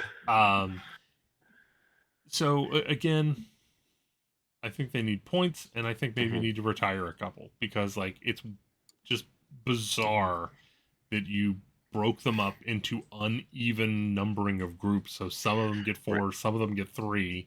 Only one gets 4. The one I took is the only one with 4. And all the others are 3. It's also the strongest one. Yeah. surprise. Like, we're just going to put Purple Sun. It only gives like an extra rend to anything it's in combat with. It could use something else. Like these chains that slow people down. That's not very good, right? I feel like the Purple Sun should almost be in its own. It could be, I think. Yeah. It could be just like the Incarnate, its own thing, because it also has the same rules as the Incarnate, that if you go to banish it, it only takes 6 wounds instead. Right. I think you solve a lot of problems right there. Yeah. Well, and again, like I said, just there needs to be a point cost. Agreed. Needs to be a point cost, and then move on. And like I said, I mean, the whole reason that you grouped them was to prevent power combos within the lore, and then again, Chains and Sons. Like, come on, are you serious? Seems good. Yeah. I mean, hell, Chains and Gravetide. Like, come on. Yeah. Chains and Gravetide was enough. And Chains in the other one. Yeah. Just throwing that surfboard of a Gravetide down and being like, all right, it's now a roadblock. Have fun. That was enough on its own at times. But no, it needs to have a cost of some sort. And the fact that Manifestations was so good is the only reason I took the Eidolon I did. My original list, I wanted to take the fighty one. And then I had a single weekend of playing 4th edition before this event, and I went, Manifestations are too good. I have to take the casty one. Yeah, and so I think it's one thing that's a universal. So I don't expect to hopefully we see something fixed. Yeah, 6 to 12 months. Hopefully they're fixed. So, but then on the other side, prayers. I know I've gone off with you ad nauseum, so I apologize. You have to go through it one more time. You're okay. They're just completely nowhere near. Power isn't there. Yeah. Right, like I said, because again, like I said, if there was no spell casting in the game, okay, it is what it is. I'll be happy to get my buff every other turn, but like, whenever you have it, you literally just have it looking directly at magic in the face, and you go, "Oh, you're only gonna roll 1 dice once per turn, and you are gonna get something off on a 50 or 75% chance." Right. Cool, bro. Oh, that's per priest. Oh, even cooler. No, I mean, yeah. so my fix for prayers, personally, Okay. whole army. Well, this is your first thing here, so you Right. came up with Whole this army first. uses the same pool. Yeah. Whole army, you're all praying the same god, all goes the same pool. And so basically, what it is, start of your turn, take a number of dice equal to the number of priests. That's how many power points you get. Sure. Yeah. And if you want them to go away at the end of the turn, fine, I don't care. Yeah, and that could be fine. Yeah. Hell, if I'm rolling 4 dice because I have 4 priests, sure. Yeah, even if you want to do beginning of the round, end of the round, that's fine by me. I don't care. Yeah. And then whenever it comes time, you go, he's going to take 4 points and cast that. He's going to take he's going to do the 8 points and cast that. Right. And my 4 priests just cast 2 things, but I didn't have to wait a whole turn for the first one to do anything. Right. Because I said, I mean, again, coming from a very Fire Slayer focus. Yes, tiny box. Yep. You need Prayer of Ash in order to have a chance to survive. Right. And so whenever I'm literally sitting there with 4 priests, not getting it off once, it's like, okay, well, I don't. When you're 50-50, that's a chance. Like, it's not unlikely. It's a very easy chance. Yeah. Right. Statistically, it's not likely, but real world, you'll have that game. Yeah. And then on top of that, they need a I always forget the dispel unbind. Whenever you cast a spell, I should be able to they need a dispel. Yes, they need a dispel attached to them. And I think all priests should be like +1 dispel. Sure. If they're going to keep the way that they're praying right now, they need something so that they're better versus magic. Right. I agree with that. Yeah. Because again, like I said, I've looked across different armies. I think Khorne might be the exception, but all the prayers are just good. Yeah. I don't remember reading a prayer going, oh my God, I can't believe this made it to print. Like, now there is a couple spells that I've read that were like that. Yes. Yeah. Yeah. Agreed. So again, like I said, let priests be priests. I don't understand why it feels like we're now going on to a 3rd edition where they are just so rock hard ready for magic to just be the best. Look, that was the ending of 3rd edition. They were like, look, magic's really good. Honestly, but it would be better if magic's even better. Since Lumineth came in, they've just been like, we will have magic is going to rule. Get used to it. And it's like, it's so unchecked. And of course, like, oh, well, you can't unbind prayers or whatever. Like, okay, well, again, getting off a minor buff once per turn. Like, what do you want? Right. Yeah. Yeah. And again, like I said, I still am fully on board with if you roll a 1, lose D3. Oh, take that damage. Yeah. Yeah. I'm fine with that. Yep. Yeah, like I said, I mean, other than that, those are my big ones. And then, of course, the other big one that I have is the double turn, which I said you yourself talked about in your game without directly addressing it, but like... Right. There was one time it was good for me to take the double. Right.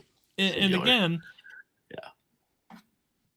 We were negative about, like the outsiders were negative about the double turn because it is my opponent's winning, they doubled me, and then they won. Right.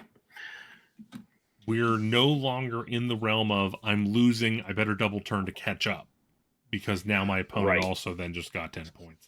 And the 2 games that I was losing, I sat there and I went, the one with Alex even, against Fit Hammer, I was sitting there going, oh, I need the double to like do something. And I looked at the score and went, if I double, I can't win this game because of points. Right. So I have to give you the turn and hope that you fail at something. Okay. Right. Here we go. And so I said, I mean, so again, I'm not trying to just bitch and moan about things. Like, these are things that prevent it from being a truly enjoyable experience on my side, even though it might not be a lot of things. It's pretty important. Yeah. Yeah. No, and I Like I get some of the outside people being down on the possibility of down on the priority turn. The hell with this double turn bullshit. It was down on the priority turn because it's just something that happens. And good players play in a way that even if they get their opponent can double turn, they're not going to get blown out. And Right. that's just the Well, way it's see, always been. And now it's kind of, well, don't worry about that. If you just hurry up, smash, and right, overscore on them, they can't double turn you because you'll just win on right. points then. So again, like what's funny is like you'll see a lot of, typically Yeah. it's 40k players that are griping about it. Yeah. But like in AoS, one thing that we don't have to worry about, because again, one of the big differences between AoS and 40k is 40k has an incredibly higher Super amount. guns everywhere. Well, yeah, Yeah. super guns, an incredible high amount of line of sight blocking terrain. Yeah. So if you don't learn how to take cover, you lose Oh, yeah. immediately. Mm-hmm. So your cover is our second turn, or is our double turn. Right. It's our screening units, essentially. Right. Yeah. And so if you don't learn how to take cover, you're not going to win. If you don't learn how to not push everything up the board, just right. Yeah. assuming that you're going to go next, then you're not going to win. And that's all there was to it. And like, I felt that third edition, I don't remember the last time I was in third edition where I had a game where I just had a gross double turn that made me feel bad. Either way, either receiving or giving. As a Deepkin player, I can't say that. Yeah, I'm a bad person. You right. Yeah, I'm a bad person. Yeah. But I'm just saying, I get what you're saying. So long as you've played enough reps in this game and you've come to grips with it, yes, there will be games where, yep, they were winning and they did it, but also what were you probably going to do if they were winning that hard at that point, right? They're just ending the game early. Right. There are times it's like you probably just got to pack it up a little sooner is all that happened. And I don't want to tell you that, but that's just what happened. And there are many, many more times that story is I was losing and it became a close game that I won because I got that turn, or at least became a close game because I got the double. Or I got the double and I realized this person was smart and all their power pieces right. are too far away for me to affect them on my double. Right. And so they still punched me in the face. Right. Yeah, I mean, that's the thing. It's like it's very rare that I've been doubled and that's what determined the game. Oh, right. No, when I've been on the receiving end of getting double turned, I feel like I do a good enough job that it's not the end of the game when it happens to me. Yeah. Right. So, but yeah, like I said, so that's kind of where I am. And then, of course, now let's get into some of the actual armies themselves. Sure. So I had Fire Slayers up first. I kind of talked about them pretty in depth. Yeah. So again, I don't know, man. I don't know how you fix them. Again, let me. I don't know how you fix them. Asterisks down at the bottom of the page. Mm-hmm. I don't know how you get this army to be playable at a mid to low skill grade. Fair. Yeah. Again, if I knew how you play them at a high level, then I would win much more often, because again, the damage is there. Yeah. I like the attack profiles of everything. Again, the problem is like the Volkite are just so strong because of numbers. Right. I mean, you have 100 I think they're 160 points for 5 Hearthguard, and they're 2 attacks a guy. Gotcha. Okay. And of course, I'm also annoyed that they did the thing they always do. Whatever you don't have, that's what's good. Well, yeah. Well, that's why you got to be like me and own it all. It was terrible the other day. I took inventory of the Deepkin and realized I only have like 17 models left to finish painting everything I own. I own the entire range. I need to stop that. The problem with that is roughly 60 Volkite with axes, 60 Volkite with shields. You're right. Yeah. 30 Hearthguard with broad axes, 30 with pole axes. This is true. I'm talking like 30 thralls, 30 reavers, Now, 27 different eels, but I do keep forgetting that I do have 3 sons on Magmadroths for that small period where Magmadroths were good. that was a fun list. I think they need to get back to that being the list. 3 Magmadroths and supporting dudes. Right. Like, well, the problem is they that was fun. They don't want they want the Magmadroth to stay at a mid-tier monster. Yeah. And it's like, it's all we have. Mm-hmm. It losing bleeding on you like automatically. That sucked. Like my opponent told me that whenever he rolled a 1, he's like, "That's when I bleed on you." And I'm like, "Oh, I thought I was gonna lose like half the unit for attacking you." Okay. Yeah, and that was one thing that I actually didn't really think about until turn 3. I'm like, I still need to be making my armor saves even whenever I'm rented out. Even when you can't. Yep, you got to try. Yep. Like I said, it's overall, it looks good, and if you're a pro player, it's going to be super fun. But if you're just getting into this, don't do it. Play them on TTS. Play them on TTS. Play everything on TTS. Get real good at it because you can rep a lot of games a lot faster. Matt and I have played a couple over on TTS where we're like, let's rip through the first 2-3 turns as fast as we can so we can learn something. Yeah, so, that's the thing. It's like we'll go in and we'll just be like, I want to try this one specific thing. So we'll get this into that one role. weird thing. Yeah, exactly. Yep. Moving along. So the next one, of course, the other army that I want to love, Caradron Overlords. Good old KO, baby. Boy, is so okay. We talked about this whenever they came out in the previews. Same thing. Like nothing has changed from that. All of my views from there is absolutely still true here.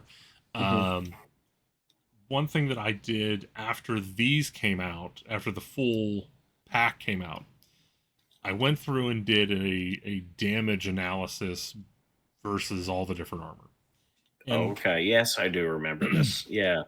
The damage per unit is so low and so sad. You need to go back and edit and just have that spreadsheet beside us right now, just to show. Like, oh, I wish I.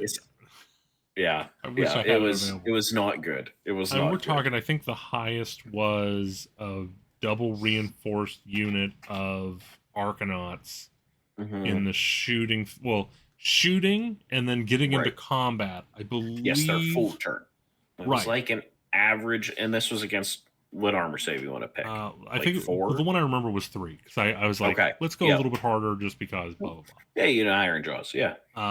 So I think that was like 20 some damage. Right, which is good. It's not bad at all. That's most of the unit of brutes. I mean, that is you trying to get 20 Arcanauts in and then trying to keep 20 Arcanauts on the table. Right. Yes, those 20 Arcanauts are going to die for the sins that they just committed. But yeah. But yeah, like I said, the boats are just the hottest of trash. Yeah. The gun haulers, I think are 260 points or some shit, 220, somewhere in there, like the low to mid 200s, and all they do is I think 3 damage a turn roughly, and they give another boat a 5-up ward. Okay.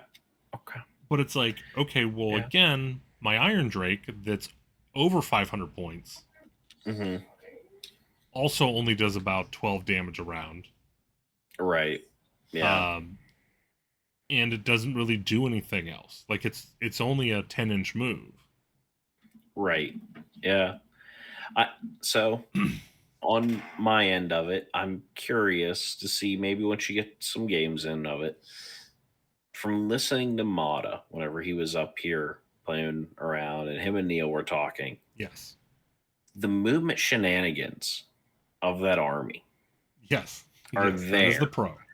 That I think that's the thing. Like if you can sit there and think like just a little bit ahead, the whole time, and your opponent doesn't do something that you're like, where the heck did this come out of? Right. Like, you can understand what your opponent's going to do. So that's why I think this is an army that 6 months from now will be when we see its actual stats, when everyone learns what they're doing movement wise with Well, it.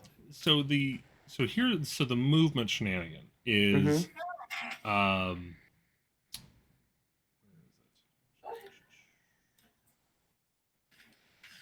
Yeah. It's just the boats, like the idea that the boats can pull guys out of combat. The and transport Skyfarers. Yes. So as a reaction, you declare a non-charge move ability for a friendly sky vessel, which does include retreat, and it also includes redeploy. Yeah. You pick a number of units up to that sky vessel's transport capacity, which is much lower. 2. Yeah. So now you have a model limit and a unit limit. Right, that's it. Yeah, very rough. It's like 2 units, and then I forget how many models. So the frigate is 2 units with a 12 cap. Okay. Yep. So perfect for 2 reinforced units of Endrin Riggers. It's like somebody thought of it. Yeah. Right, for once. Yep. Couldn't have made it 13. Let me put Brock on there, huh? Absolutely not. So they have to be wholly within 6. So you have to position perfectly. Yes. And the units that have been transported this turn. Oh, I'm sorry. Units that have been transported this turn cannot be targeted. Right. So once per boat. Right. You're not shuffling them along to the next boat. Yeah. Right. So again, like I said, style here. the redeploy shenanigans, to me, I'm like, I don't really care that much, because I'm sitting here with my unit and my boat. Someone moves close, I decide to redeploy. I don't have to move close, but I roll the 2, I go over here, and then I put the guys over here. Yep. Like, okay. I mean, that'll be a good way to get an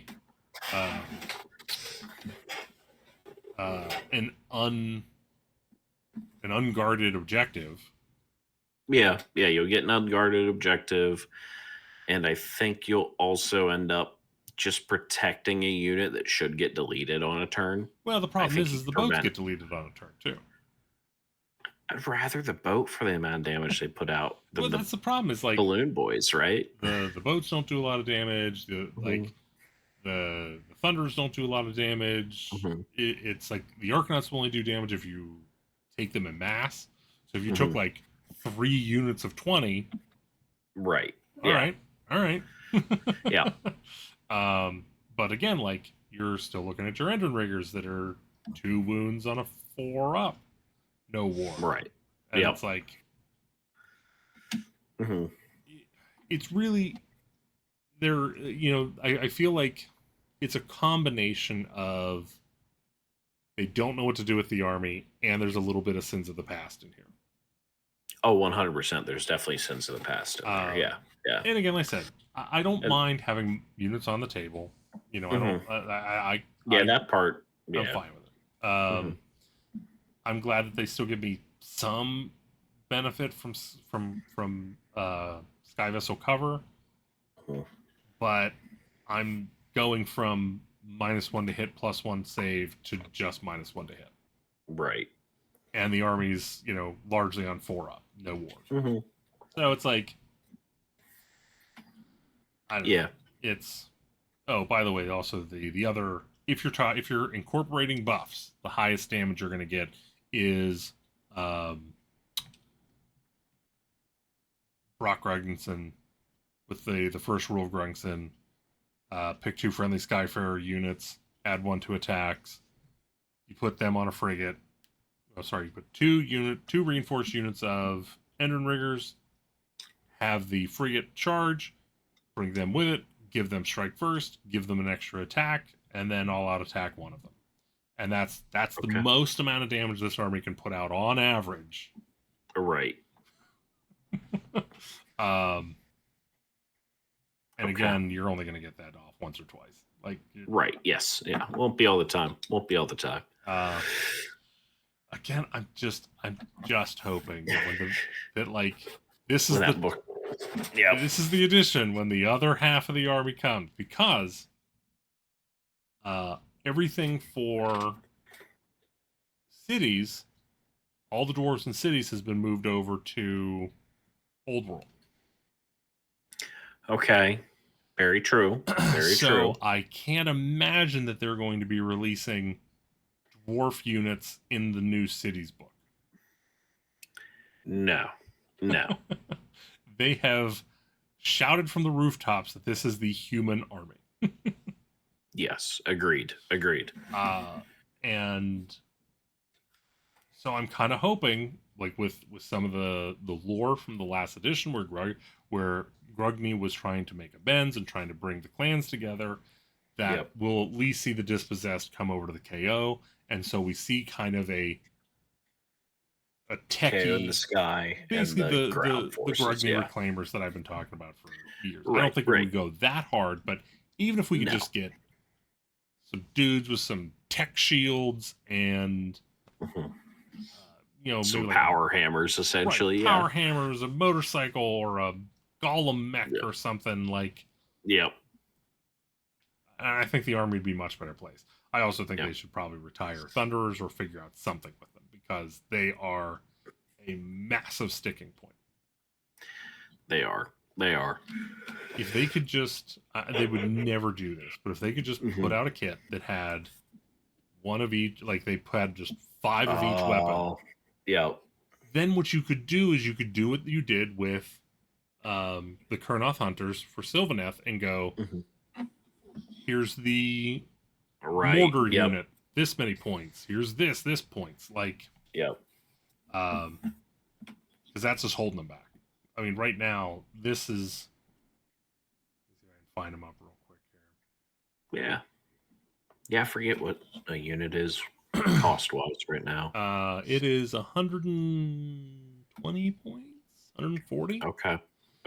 And they do no damage. So now they've combined the Fumigator and Deck Sweeper, and they've combined the Mortar and Aether Cannon.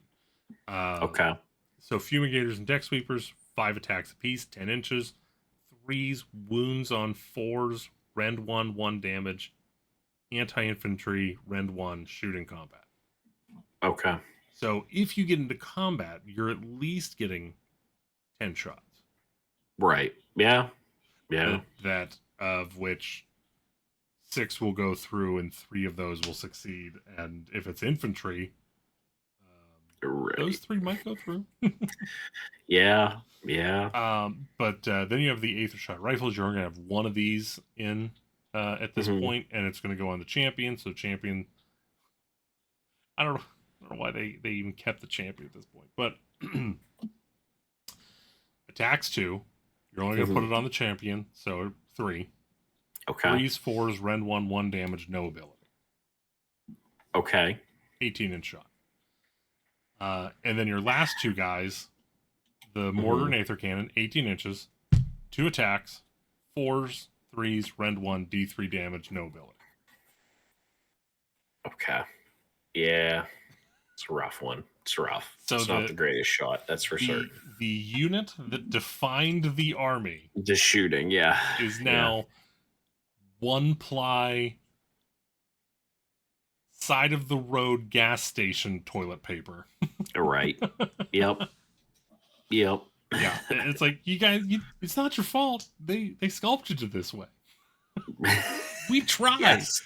You were born this way. We tried to make you work. We went out and we bought 5 boxes of every just so we could have one unit of each thing like you originally intended. And they're like, no, you bought them. You don't get it anymore. Right. Yeah. How dare you?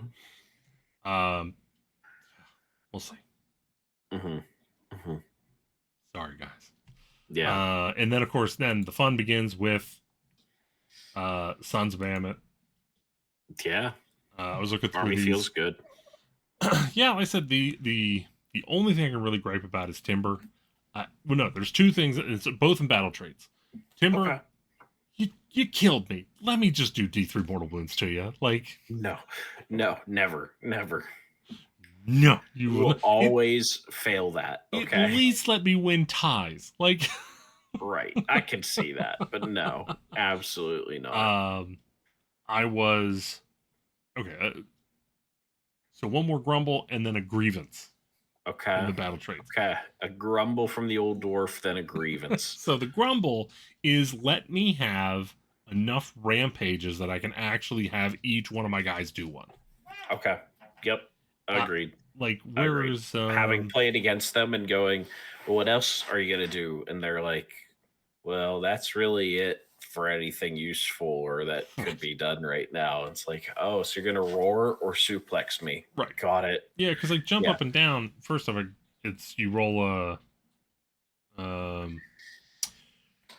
roll. So first off, you have to roll a die to see if your jump up and down works, and then if it does, then you get to roll a number of dice equal to the number of models in the target unit, and then for each 5 up, they do a mortal wound.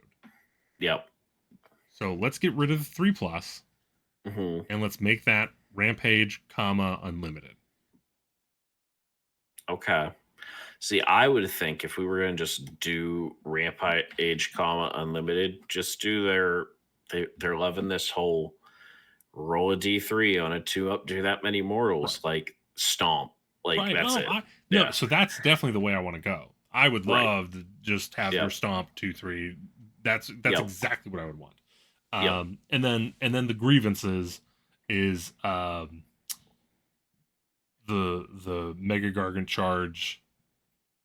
So first off, the impacts. Okay. That is that's a rampage now. Ooh. Okay. And the Mega Gargants don't do D6 anymore. Really, they D3. Everyone is D3. Yeah, I'm not a fan of that. Yeah. Not a fan of that. I get it. I get it how things balance out and everything, but it's just a little. I said, I actually like all the tribes. Taker tribe gets an extra trophy. Boss tribe gets the 2 can fight at the same time. Breaker tribe is the one that gets the 6 ward if they're within combat range. And then Stomper tribe, what is that? Oh, here 2 friendly Mega Gargants can use the jump up and down instead of 1. Ooh. Thanks for reducing the number of models in an average unit for releasing that one. For the heroic traits, I can actually see you taking all of them. Awesome. Except for Furious Temper. Oh. Once per battle, add 2 to the attack characteristic of your melee weapons, and then subtract 1 from wound rolls. Yeah, not big on that. Yeah, not big on that. I would almost say like, let's keep the destruction. I know this is gonna be too complicated than what they want. More complicated than what they want, but just like I would call it Furious Temper Tantrum. Okay. And then just we can keep this as is, and then it says in the end, or, at the end of the combat, or whenever after this combat is fought, or whatever, however they want to word it. I don't give a shit. Roll a die, and if it is under the current turn number, this ability this stays in effect. Okay. So that way, I'm getting 2 extra attacks, which is great because I'm getting only 5 attacks normally, so I'm up to 7. That's awesome. And then I have like a whatever chance of still being upset later. Right. Yeah. Yeah, that could be fun.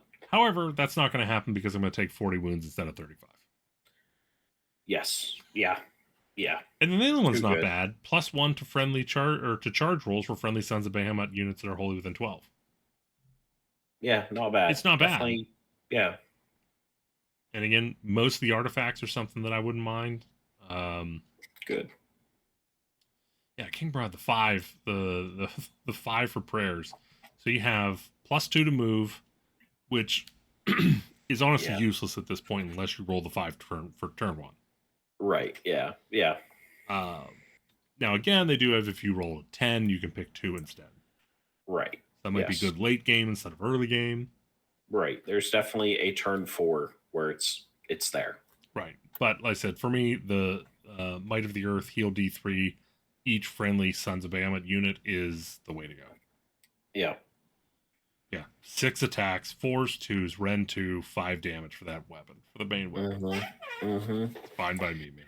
That's why I made sure he died quick. I did not want that to crack me open. Well, I mean, that's the thing is they're all pretty good now. I mean, Mhm. I think the Beast Smasher probably got the least amount of love because they're like, we went hard in the monster paint before. We're gonna go Right. harder in the monster paint. And I'm like, Yeah. there's not that many monsters. What game are you guys playing? Yeah, I'm trying to think if so. Round 1, yeah, we had monsters. 2, we had a monster.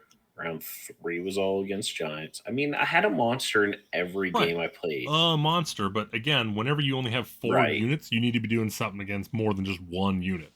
That's true. That's true. Because again, like this is where you start salivating a little bit. Okay, so you have Behemoth Brawler, effects subtract 1 from attack characteristics of enemy monsters while within combat range. Oh, and what else is that? Oh, you also have this unit can make a pylon move, then roll a die on a 4+, inflict 5d6 mortal wounds on a monster. That's pretty fun. That's pretty fun. So it's like, ooh. Let's just do that instead. Yeah. But the Gatebreaker already has on anything a 4-up to do 4d6. Yeah. Yeah. Now again, it's silly that their Fort Crusher Flail has the ability anti-faction terrain +1 rend, because that's necessary. But you're still 6 attacks, 4s, 2s, 2s, 4. Yeah, not bad.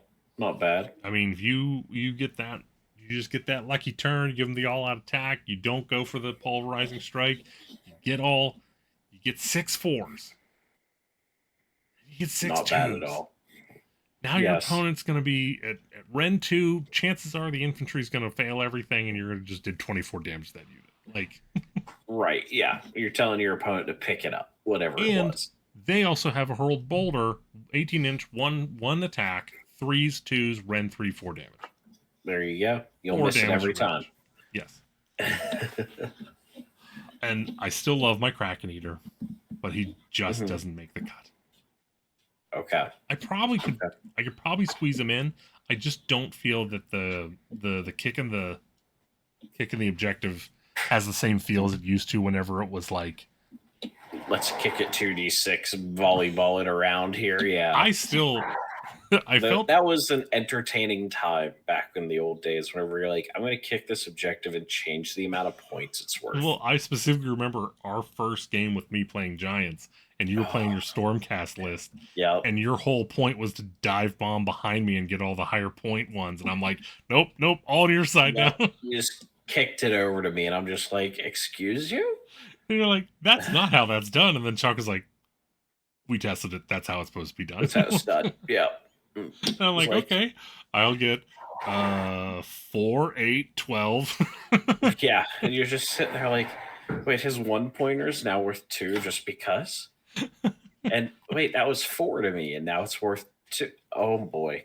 So I don't know. The problem is like, it was fun times. I would say the Kraken Eater went like this because everyone got their more powerful weapons and everything like that.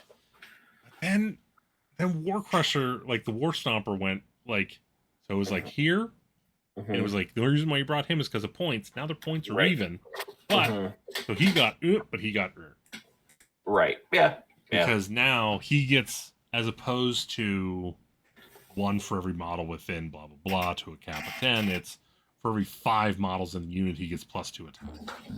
Okay. And there's no cap to it. So literally, if I go into a unit of 40 zombies, I love it. Yeah, what are you fighting today? Just zombies. I'm sorry, what? Yeah, I'm gonna get +16 attacks. Right. Okay, sure.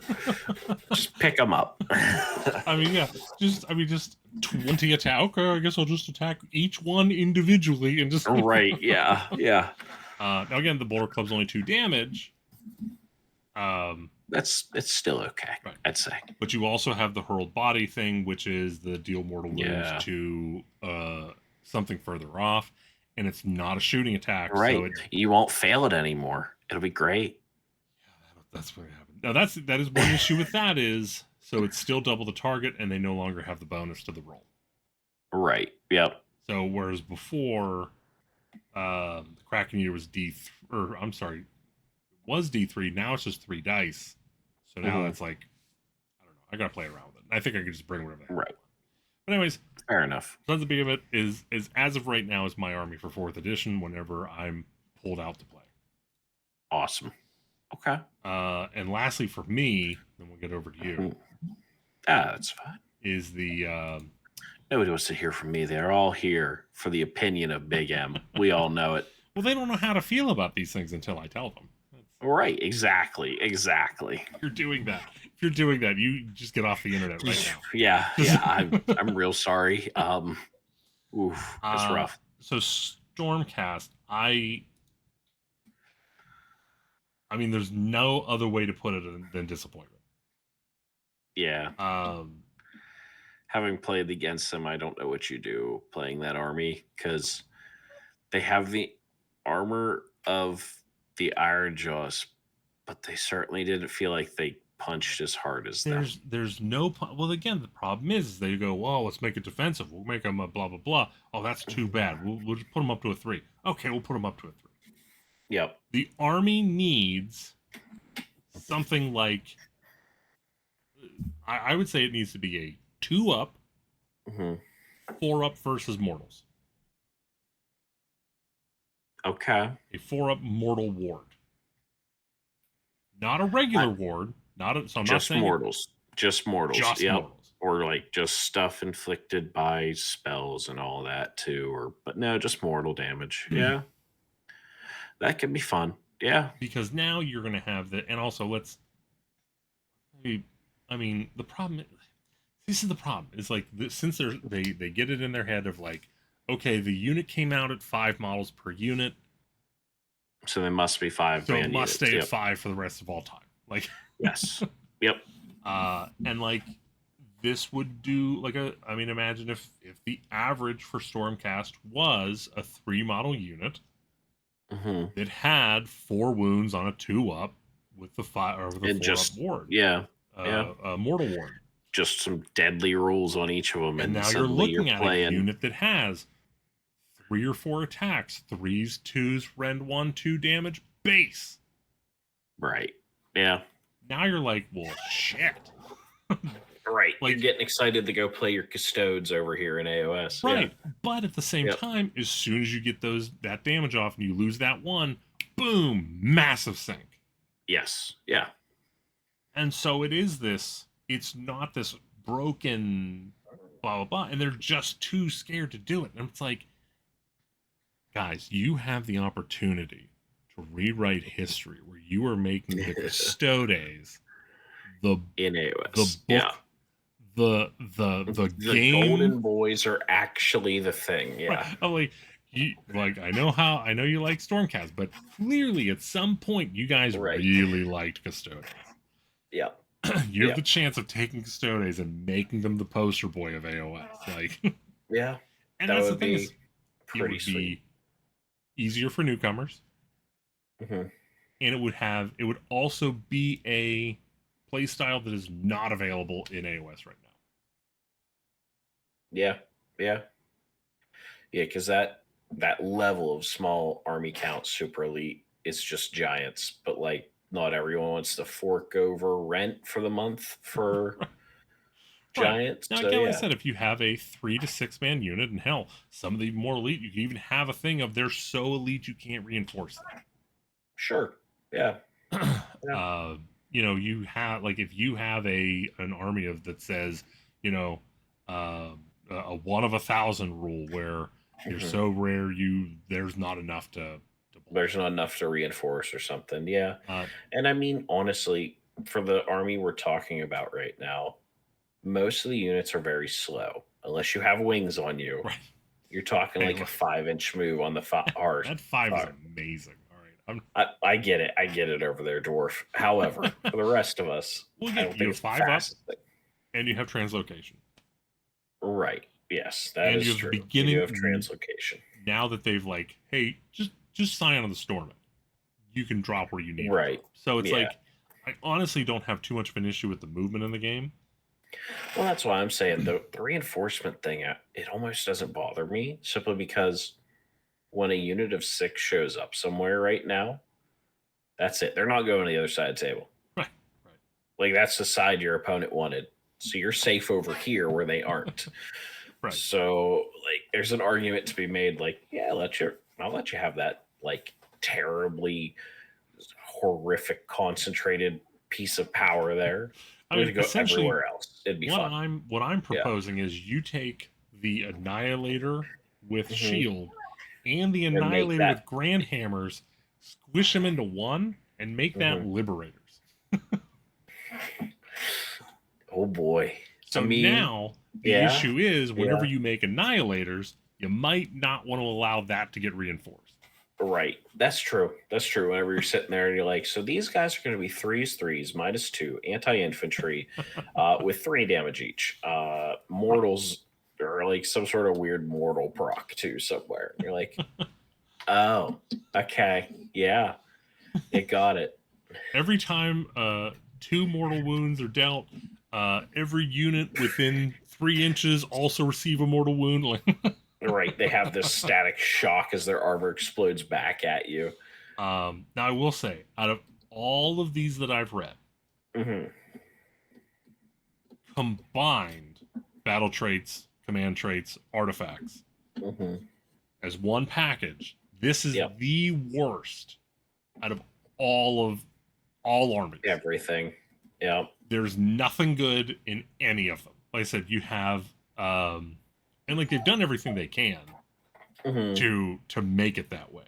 So like So your battle traits all are about being up in the heavens.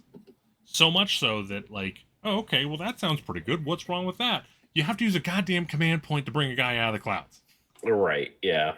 Now, you do have the ability, their finest hour, once per turn for the army in your hero phase. Pick a friendly Stormcast unit that has not used this ability this battle to use the ability, add 1 to wound rolls, and add 1 to save rolls. That's not bad. I like that a lot. Not bad at all. Yeah.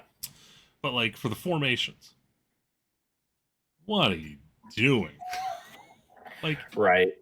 You've like you pushed out everything. Yeah. And all that we have left is the warrior chamber. Warrior or whatever. And like and theirs sucks. Yeah. Yeah. Like, you can get it to work. Yeah. Poor Popper one up in your lap. She is begging for the attention right now, so that's why I'm slowly leaning over. Just put her in your lap. Just put her in the lap. Yeah, put her in the lap. Oh goodness, puppy, can you handle that? If I were to put you in my lap, can we not jump to the floor for me? The problem is she's going to try and jump out of my arms and straight to the floor. She does this all the time. I'll be right back. Hey, you. So, while he's doing that, we have our brand new, yay, puppy. Hey. So we have a brand new Ruination Chamber, which is supposed to be. Hold on. There we go. Like the big, bad, ultimate super chamber that we lied about because it's bad to be in it, but it's a good thing. The blah, blah. I don't get it yet. Maybe when the Battle Tome comes out and they show everything, maybe it'll be what they tell it is. But, which, by the way, in the, I forget where it is, there's a story about Ionis finding Vanus on the battlefield, like, bleeding out. Oh, really? It's a rough read, man. It's okay. Vanus is basically just a puddle of warrior at this point. Just a husk. Yeah. Like there's literally lightning arcing out of him. Like oh, that's good. Yeah. That's good. And then of course this is what's left. They had to throw in like, did you know this Sigmar? And like, oh goodness. At what point did Sigmar make you think that this is a guy with a plan?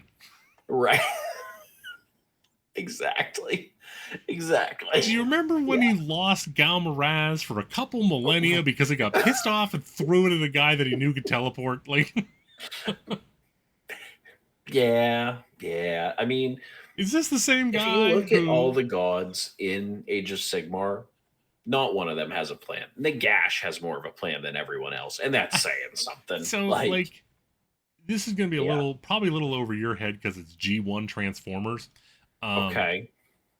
But in the original Transformers, there was Megatron, head of the Decepticons, and then there was Starscream, who was literally going there, one day I will be the leader of the Decepticons, and then he'll be like, no, you won't. And he's like, I will usurp you. No, you won't. And then he does in the movie. And he's like, that was Megatron was Sigmar.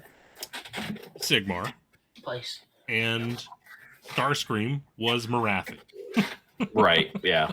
So, like, again, no plan. If you thought he thought ahead that far, you were wrong.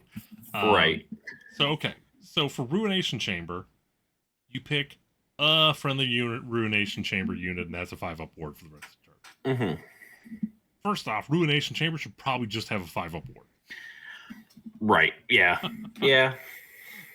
Because right now, they suck. Except for the Flyboys suck too. Do you know how many points those are?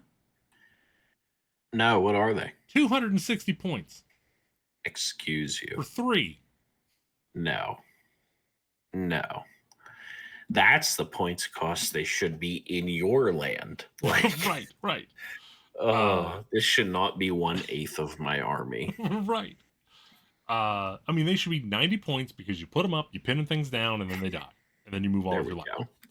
And so Thunderhead Host, the one that probably everyone's going to go with at first, at least. You add 1 to hit rolls for combat attacks made by friendly warrior chamber units while they're wholly within non-hero Stormcast journals that do not have the warrior chamber keyword. Basically means you want to keep your warrior chamber guys near your Storm Guard or Storm Drake. Okay. So then for Vanguard Chamber is actually pretty good if you're going to go Vanguard Chamber. Okay. I think the points are a little high, but they probably are some of the best units in the army. Okay. Okay. I'll get to it. It'll be a little bit more in depth than I intended, but I have to show you again. It's okay. That's okay. So it's exactly what it used to be. Once per turn per army in your movement phase, pick a Vanguard unit, roll a die on a 3-up, pick them up, put them somewhere else outside of 9. Okay. And then for the Extremist Chamber, pick a friendly unit that charged this turn. Oh, also the Vanguard's not in combat.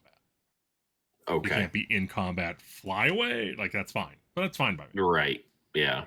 So, Extremist Chamber, charged, roll a die on a 3-up, strike first. Not bad. Not bad. If it was all Extremists that charge get a 3-up to strike first.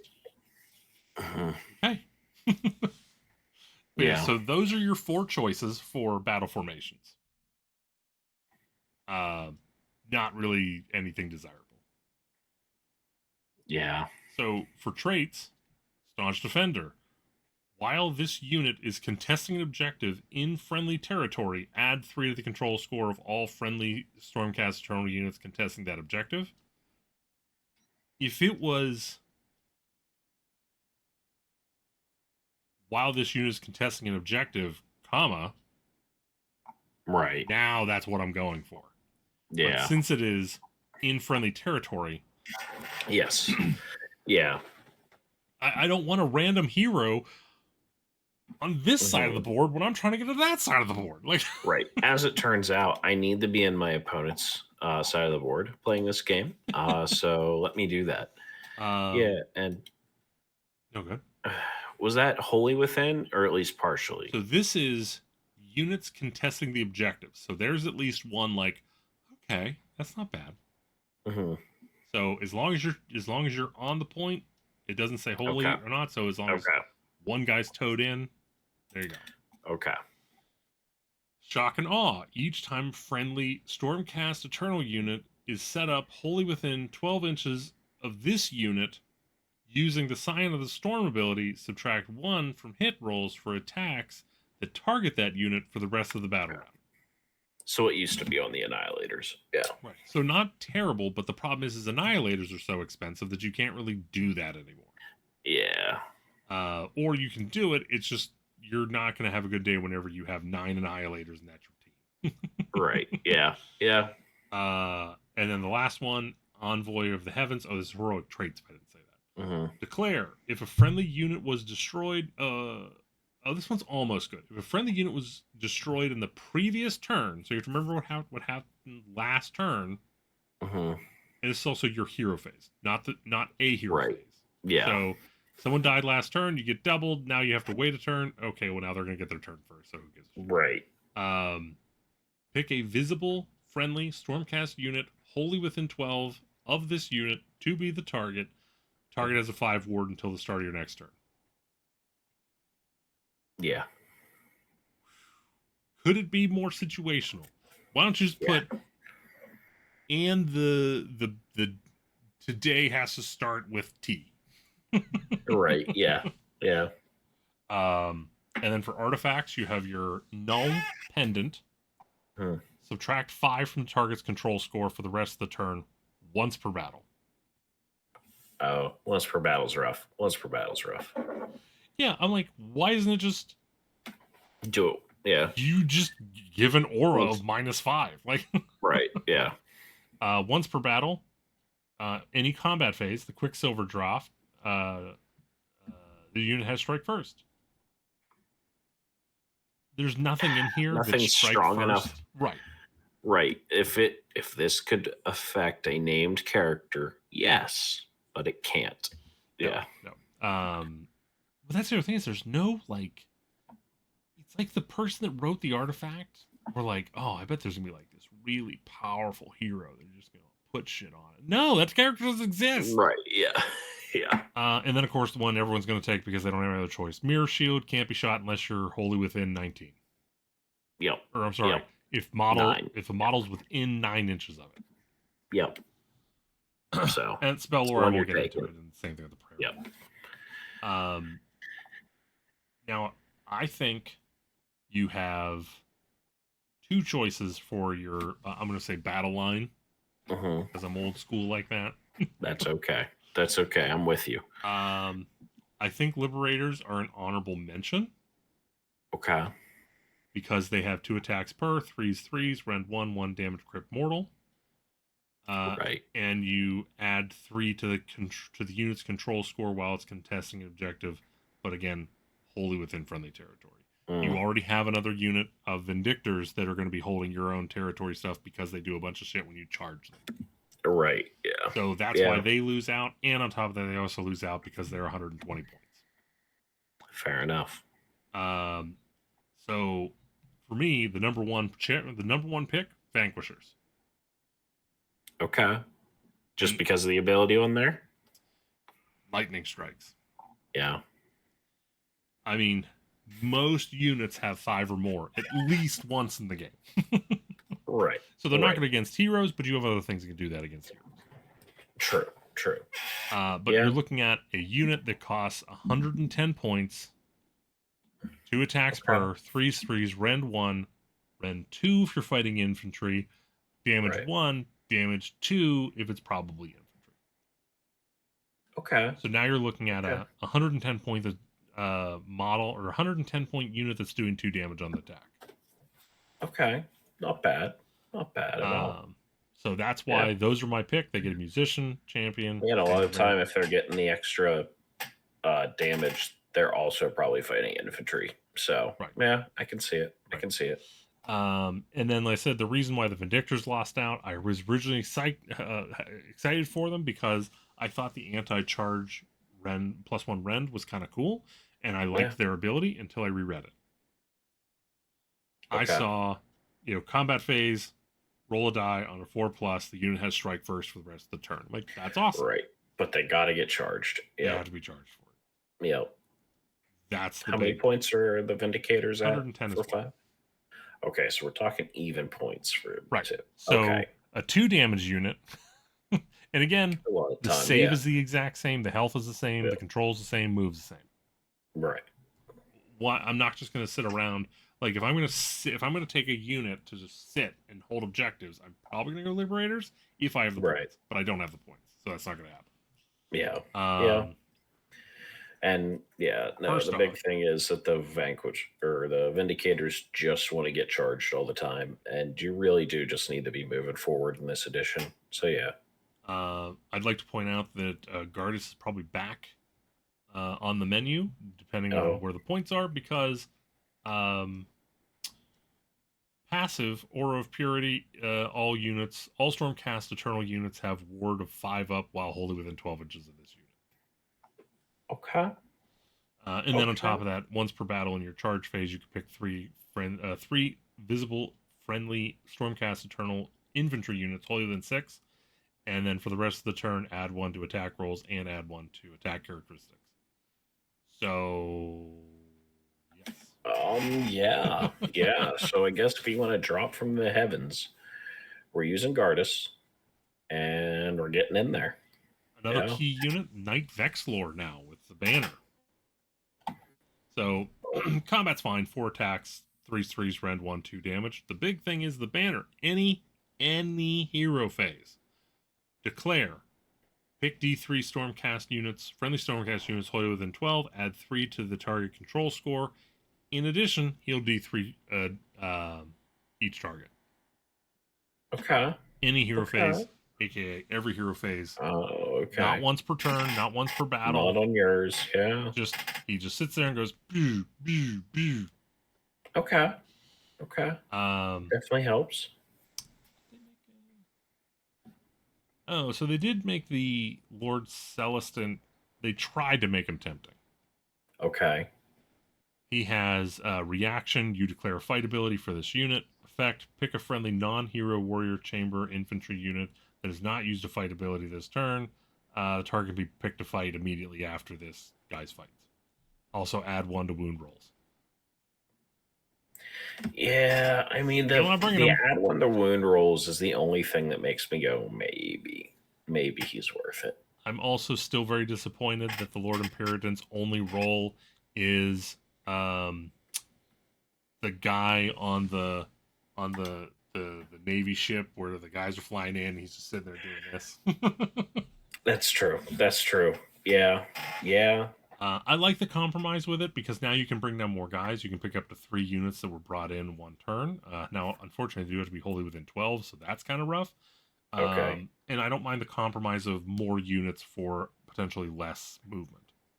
Yeah, that's fine. That's fine. Because again, even I'd rather have an 8-inch. I'd rather try for an 8-inch charge than a 9-inch charge.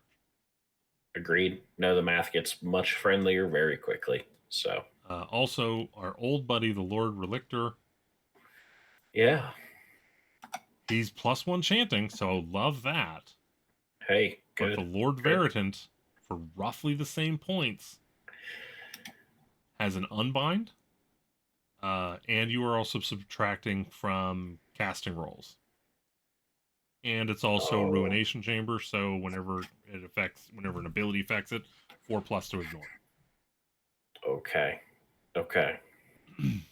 So you don't get the +1, but you get an unbind. Okay. Yeah, that feels good. That feels pretty good. Also, on top of that, keep Karazai at home. Krondus is where it's at. Their combat profiles are the exact same. Oh, are they really? Exact same. I missed that. So it comes down to your abilities. Karazai has while a unit has 5 to 9 damage, add 1 to the attack characteristic. While it has 10 or more, add 2 to the attack characteristic. That's cool, but I don't want him. I don't want him riding the devil's edge. Yeah. He has the tail sweep, and then he has the Ancient Master of War. Subtract 1 from attack characteristic. Krondus has. He has the Earthshaking Roar. Pick an enemy unit within combat on a 3+. They can't use commands. Kind of like that a little bit better than trying to roll 5 up for mortals. Much more important thing here is a Wizard 2 with +2 to cast. Yeah, Wizard 2 with +2 to cast. That's pretty good. And then on top of that, he also has the ability to cast this spell over here that can either subtract 1 from hit rolls, subtract 1 from wind, or subtract 1 from save rolls.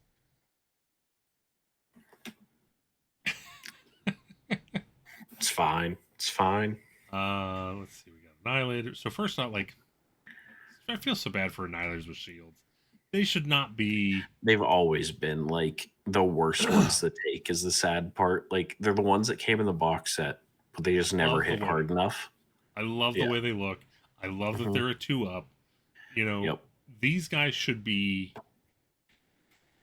I don't know. Like, they should not be focused on deep striking. Like, these should be the ones in the box that get the specific rule that they get bonuses for starting on the table or not moving or something. Like, and then I don't know what to do with the Grand Hammers because, like, even though they're good and strong,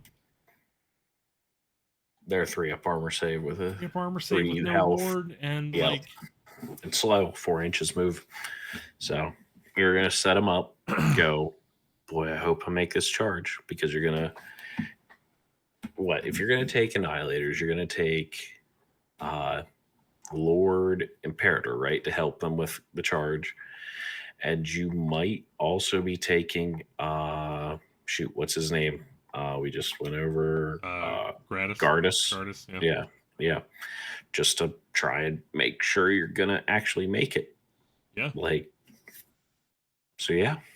You're kind of going all in on the strat if that's what you want. All in on the strat that's not going to work.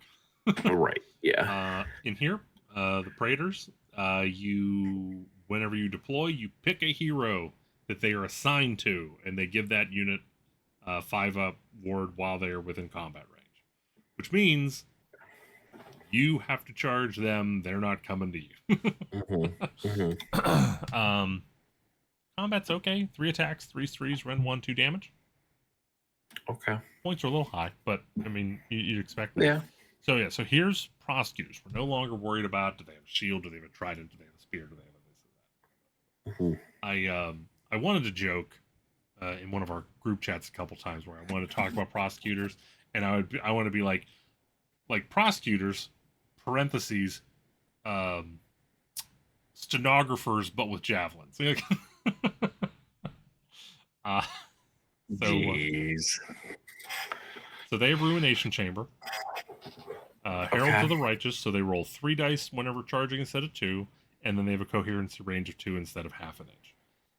So here's their profile. Yeah. 2 health. 3 up save, 12 move. Range attack, 10 inch. 1 attack, 3 threes, rend 1, D3. No ability. Okay. So every other round you'll get 1 through. Yes. Unless the champ... Do they have a champion? They have a champion. So do champions give +1 to both? You get like... Yes, both shooting and melee. So then you get 1 per round. There you go. Okay. Yep. And then you have your Storm Call Javelin. 3 attacks, 3 threes, rend 1, 1 damage, +1 damage on the charge. 260 points. Yeah. It's that 3d6 charge they have, right? That's your whole reason. Well, I mean, I'd rather take the Stormdrake Guard. Yeah. I like the Chariot, but I don't have the points for Chariot anymore. Yeah, it didn't feel like it did enough in the game I played against it, so I agree with you. Without the explodey part, and also being down to 10 inches. Yeah. And also going down to 10 wounds instead of 12. Right. I like it. But so anyways, I said there was 2 in the running for your battle line choice, and I haven't really talked about the second one that's in. Oh, okay. So here we're gonna go do a little flash from the past. Vanguard Hunters. Oh, I forgot about them. Everyone did. So they're 2 health, 3 up save, 5 move. Okay, well, that sounds like normal. Well, let's talk about their attacks here. So finally, as opposed to just trying to make them shitty at both ranged and melee, they're like, we'll just pick one. So they're kind of shitty at shooting. 10-inch attack, 2 attacks per, force 4s, rend 1, 1 damage, but shoot in combat. So melee is 2 attacks per guy, 3s, 3s, rend 1, 1 damage. No ability. Okay, well, that's the same profile as the other guys, just sans the ability. Yeah. So let's get into the rest of it here. So we'll start off with kind of how the whole thing works. So Star Marked. This is passive. Oh, I'm sorry. Once per battle, army, deployment phase, astral compass. Declare an enemy unit to be the target. Effect: the target has the hunted keyword. Star mark. Okay. Add 2 inches to this unit's move characteristic while a hunted enemy is on the battlefield. In addition, add 1 to hit rolls for this unit's attacks that target a hunted enemy unit. I don't give a shit about the +1 hit. I'm gonna go, Nagash. All right, now I have a group. I have a group of guys that are sitting there moving at a 7-inch range with a half decent shooting profile and an all right weapon profile. That also gets to shoot and or charge, even if it used a run or retreat ability in the same turn. Passive all the time on. Got some elf shit going on right here. I am interested in this unit. Now tell me, how much does this unit cost? That I don't remember. Now destroy all my hopes and dreams. 480. Yeah. Let's take a quick peek. Yeah, because the others are 110. If this is like 120, I'm here for it. But it's like 140, 150 is what I think I just read. They are 130. So 10 points more than your for 5. Yeah, I think someone's going to start playing these, and we're all going to go, actually. Right. And this is the way to go. And GW's going to be like, we just made a whole ruination chamber. What do you... We just gave you new armor. What are you doing? Yeah, I mean, sure, you could only ever pick one enemy to be the target of the hunted keyword. Right. Well, again, but you just pick. So, like, if I was fighting you I'm picking your turtle. Right. You pick something that'll be around for 2 or 3 turns at the best. Or worst for you, I guess, because you don't want the turtle to be around that long. And yeah, because by the time you get all the extra movement that you wanted, the battle's at a point that you're already mid-table or wherever you want it to be. I'm curious. I feel like Vanguard Hunters might be my pick for the battle line thing, just because that's interesting, very interesting. And then just to continue with the Vanguard chamber. Sure. We have the Paladors with javelins. Now these are still separated between javelins and hatchets. Yeah, it's axes or something. Yeah. So here, I'm torn on which one I like. Okay. You tell me which one you like. So both units, 14-inch move, 5 health, 3 up save, 2 control. Cool. 2 control. That's not bad.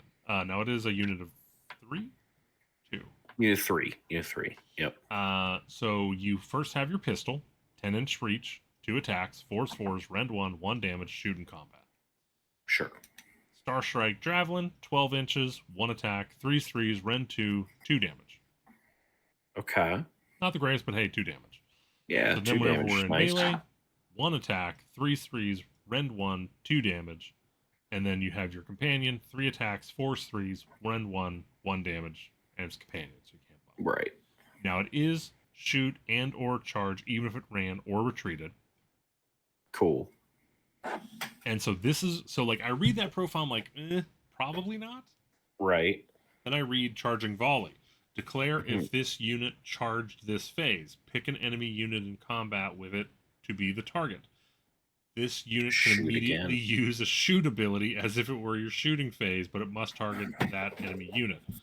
This unit's Star Strike Javelins have shoot in combat this phase. You're not taking the pistol shots, but yeah. Oh, no, you are. It's just turning on the Javelins as well, because it has shoot in combat. Oh, I see, because the pistol already had shoot in combat. So you charge in, you get your full... So you technically... what happens is... You shoot, you charge. You charge, you shoot them, and then get your combat. The 4s and 4s kind of kill me. I want the melee javelin to have 2 attacks, and I'm here for it all day. Well, so here's the thing. So we have our hand axes. Okay. So we have our pistols, same profile, shoot and combat. Hand axes are 2 attacks, 3s, rend 1, damage 2, charge damage 1. So we're talking damage 3 on the charge here. Okay. On the chart. Sure, why not? And then on top of that, Passive shocking strikes. If any damage points were allocated to an enemy unit by attacks made with this unit's shock hand axes, subtract 1 from wound rolls for that enemy's unit or that enemy unit's combat attacks for the rest of the turn. So there are times that is going to be huge in my mind. I mean, that's so like against my elves. if you're fighting giants, you better have one of these guys. Well, okay. I agree. Fighting giants is great because now they're not wounded on 2s. Imagine you hit elves that wound on 4s, and now you tell them you wound on 5s. That's huge. But yeah, like I said, that's interesting. And I'd also like to point out, if you go to the Vanguard chapter where you get to pick a guy up on a 3+, the Vanguard Raptors, both Hurricane Crossbows and Long Strikes, are Vanguard chapters. It's interesting. I think that could be very fun. I don't think this is like the core of your army. These things. These are like a unit, their points maybe are 2. Yeah, you're basically essentially. So for what are they points wise again? Do you have it? If it's a pain, don't worry. It's okay. It's the thing is, it's 15 wounds on a 3-up armor save. Well, so again, like, that's not the point. Pin. I think they're a pinning unit that so happens to do some cool damage. See, for me, I look at the long strikes where it's 18 inches, 2 attacks, 3s, rend 2 damage, anti-hero, +1 rend, crit auto wound. Right. That ignores the guarded hero ability. Yep. You pick them up, you put them down behind, you get rid of the Rune Father, you get rid of the Votan. Right. Votan. Yeah. Volturnus for me. Yeah. Yeah. Well, you get rid of the guys that are hiding because like now we're used to it now. Like, right. We're used to being able to tuck our guys away so we're safe, Yes. So yeah. Like, I don't take -1, but you take if you take a unit of 6, right, all out attack, now you're doing right, you go nuts into it. Yeah. Oh, sorry, buddy. The Hurricane Crossbows I'm not as I want to like just because of the amount of dice you get to do. So I'm looking them up. Okay, so 4 attacks a pop. 12-inch, 4 attacks, 3s, no rend, 1 damage. Rend. But if you're doing infantry, which you probably are, it's going to be rend 1 damage. And if you crit, that's going to be 2 hits. So now you're looking at, if you reinforce it, you're looking at 6 times 4 6s. Yeah. 24, and then your champion 25 dice. And so then out of that, you're probably going to get 4, 5, 6s. So that's a decent amount. decent shooting out of them, yeah. And then on top of that, yeah, exactly. Okay, so we're adding 1 of the wound rolls because we just sent the cavalry forward as well. So now we can be 25 shots on 2s and 2s. Okay. And they can run and shoot. All right. I'm interested. Like I said, I'm interested. It's not bad. I shook a little bit and I heard a little gas in the tank. Somebody's gonna have a fun Vanguard chamber list, and it's gonna be like, "Hey, I have those painted from 5 years ago." Exactly what it's gonna be. Somebody's gonna wake up and be like, "I think I can do this with just stuff that's sitting around." Right. Vigilors are still so close. Yeah. So close. Yeah. 18-inch, 2s attack, 3s, rend 1 damage, no abilities, +1 to hit if you do any damage. Yeah. If I'm telling you, all you have to do is make his +1 to damage or +1 to wound. Yep. Whew. Yeah. I mean, they have the Grugny forged arrowheads. No, I hear you. I get where you're coming from. Yeah. I said, unfortunately, everything that I didn't talk about is boring as it gets. Right. Oh, yeah. Except for the Lord Vigilant on Glyphstalker has the ability to make a Ruination Chamber fight twice. But there's nothing in here right now that we want to fight twice. Fair enough. We have the Reclusians that bring... But it's there. The Reclusians that have bring your kid to work day. Oh, no. Oh, no. If you reinforce that unit, you literally have 6 toddlers following you around. Yeah. That's obnoxious. That's really Yeah. Yes, it is. Yes, it is. It's 3 attacks, 3s, 3s, Mhm. rend 1, 2 damage, crit mortal. And they Yeah. just have their resistance roll. And Yeah. you have the Memorians. There are 2 Memorians for every. Oh, that's weird. There's 3 Memorians in the box. Oh, So you get 2 for every 3. strange. Strange. Guess you get to pick out the 2 you like the most. I guess. They probably like, guys, this is. But it's not even that big of a deal. No, not at all. So they're just doing it on 3s. I mean, that's a good ability, but. Yeah.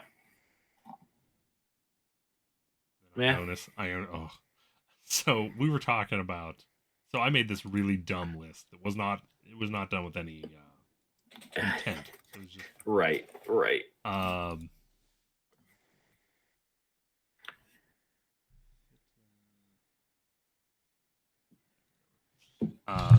So I'll pull up my list real quick here. All right. Hit us with it. I think I even called it dumb list. Big guys. I go to big guys. So it is Karazai, Krondys, Ionis, Lord Commander Bastion, and Guard of Steel Soul. That's the list. That's it. We're just welcome to Hero Central, baby. We're and good so to go. I was originally joking about it, and then I was actually thinking about this list versus KO, and I was like, well, Ionis can basically do it by himself if he can stay alive with Soulburn.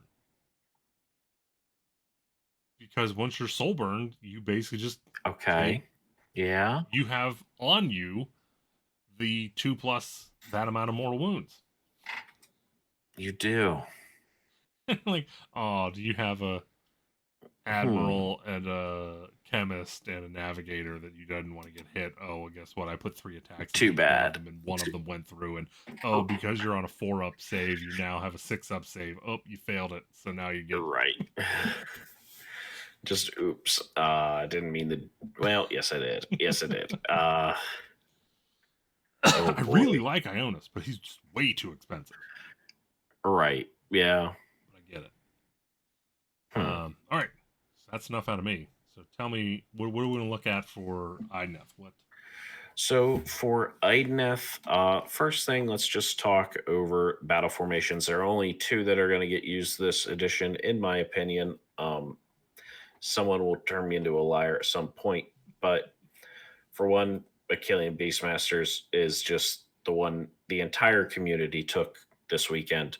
Add 1 to hit rolls for attacks by your companions so we can all feel better and go back to our 3s and 3s with our companions. Yeah. Can I just say that we could get past all of this if they updated all out attack to just be either to units without the companion keyword or attacks with the companion keyword? Yes and no, because Volturnus gives +1 attack to Idneth Deepkin units, but to a lot of armies, yes. Right. There's so many armies now that are like, here's how you get +1 to companion. Just check, pick. Right. But the other one that I think someone more skilled than me, or maybe me eventually, and right before this edition ends, I'll have played enough games. Soul Raid Ambushers. Pick an Idneth Deepkin infantry. This is once per turn at the end of the turn. Pick a friendly Idneth Deepkin infantry or cavalry, so everything that isn't a turtle or an eidolon that's wholly within 3 inches of a terrain feature. If you look across, especially like the boards we just played at in Pittsburgh, there's a lot of terrain. It's hard not to find terrain. Remove that unit from the battlefield and set it up in reserve, traveling the Aether Sea. So that is where you set it up within 6 of the edge of a table and just outside of 9 of enemy. And so I charge in, I murder somebody, and instead of taking the damage, the crackback that I deserve for having killed whatever unit on your turn, I'm just going to leave. I'm going to dip. The best part is I can do this while I'm in combat. So if I don't like it, I'm leaving. Now, this does say once per turn at the end of your turn. Yes, it does. It does. But the better way, I think, is on turn one. What you're going to do is you're going to move up. You're like, someone's going to do this with a 20 blocker Reavers with their 12-inch shot. Everyone's going to shoot. They're going to leave. Then you're set them up again on the table somewhere, and you're going to shoot from your 9 inches away. And someone's just going to be like, oh, and then you're going to disappear again. They'll be like, son of a bitch, I'm never going to. Someone better than me will make that work somehow. Unfortunate thing for like our traits, you only have one. You're going to take Ancient Pride, and it's still the bat. It's still bad. You can't be hit on anything better than a 4-up. Okay, cool. You're done. You're also going to take Armor of Scythia, which is that weapon abilities just don't happen on your character. So like +1 rend against monsters, criticals, and then you're going to take both of those passives and you're going to put them on an Eidolon because it's a 3-up, 5-up, and it's not going to die. Okay, that's it. Thank you for coming to my TED Talk. Spell lore. They gave Steed Tides unlimited. Like, someone's going to build a list where you're just teleporting everywhere. Outside of that, you only have Arcane Corrosion. You don't need the read Pressure of the Deep. That's actually useless. Yeah, honestly, like these abilities of like roll die for each model for each 5-up do Immortal. Yeah, who gives a crap? The normal unit size is between 10 and 20. No one cares anymore. Right. Yeah. Agreed. Volturnos is just so much better than the King. You're not going to take the King anymore. Like, the days of Smash King have ended. Long live the named King. For, I think it's 70 points more, you get a better attack profile, a bubble of +1 to hit rolls for all of the other mounted units, and a once per game +1 attack. And this is to any Idoneth Deepkin unit. So your first thought will be, I'll hit the turtle and the other, or the eels and all that are all around. No, it's the fewest attacks you get. You grab those thralls that you have 10 of, you give them +1 attack. Suddenly you're like, this makes sense. And then somebody was just like, let's make sure he doesn't die to a random spell. Thank you. He has a 3-up ward against spells and prayers. Awesome. Sweet. Just something that should be on most heroes. He just has. It's cool. Right. I agree. That's worded That's perfectly. Like, yeah. Outside of that, like, so I thought whenever they revealed the Tidecaster, that she was going to be a mandatory unit. Yeah. The way I built my list to be a 2-drop, like, I wanted to be a 3-drop to take her. I built it to be a 2-drop, and I don't think I missed it too much. Like, stop you from shooting unless you're within 12. Yeah, I also don't think combat lasts as long as we were expecting to actually be able to take advantage of that retreat. Right, exactly. The retreat isn't enough to make it worthwhile. The only thing you're ever asking for is that +1 to run in charge rolls, and I only ever want that on turn 2 and turn 3. Yeah. Outside of that, So she doesn't do enough as a wizard 1. Like, yes, another wizard level always helps, but just not enough. Low Tan, that was the name I was trying to think of. Yeah, Low Tan. Yeah, I don't know what you're gonna do with him. Casting rolls for basically everyone within 12. Well, no, just for the girl that we talked about before. Oh, really. I thought Ishran was like the regular. So it's her, and I guess the guy right below him turned into a wizard. He used to be a priest, now he's a wizard. So those two are the only ones that get the plus. The Eidolon that casts a bunch doesn't get it. Well, yeah, not appearing in this edition. yes, he got his time in the sun. The next unit I want to talk about, we go down to our eels. So I had a debate with somebody on like which eel's best at the event. Another Deepkin player was running a lot more of the Morsar Guard. I don't agree with it, but I can see it talking to him. So Morsar Guard and Ishlan Guard both have the same circle profile. 4 wounds, 14 move, 4 up save, 1 control. The companion's weapons are exactly the same. 3 attacks, 4s, 3s, rend 1, d3 damage. Okay, cool. The big change is in our hand weapons and our charge ability. For the Marsar Guard, we're talking our Void Spear with 2 attacks, pop, 3s, 4s, rend 1, damage 1. You need the charge because that's where you get your damage too. And anti-infantry +1 rend. Okay, cool.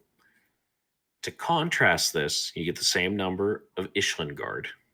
You get 1 more attack each at 3s, 3 attacks, 3s, 4s, rend 1, damage 1, still anti-infantry. You just lose a damage point.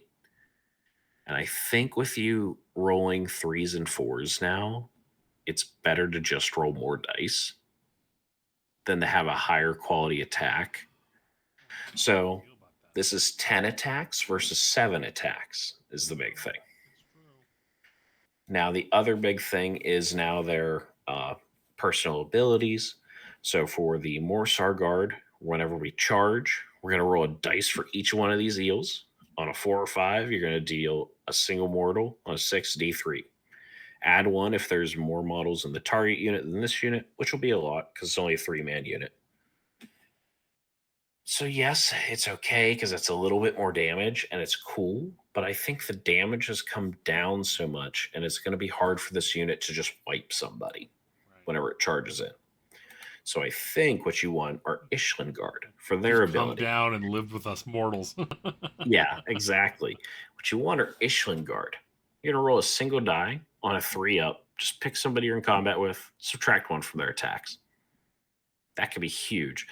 Whenever I was fighting against giants, telling them subtract 1 from your attack profile. Yeah. It's rough. Oh, so good. And whenever they charge, they get a 5-up ward. Awesome. So I'm here for it. I'm gonna take the middle path, and I'm gonna say You should mix them. mix them. So I ran 2 units of Ishland Guard, and I don't know if a Morsar Guard one would have been useful. Just giving -1 attack out felt so good. Yeah. Maybe. I also think, again, it's not like eels haven't had their time. This is true. This is true.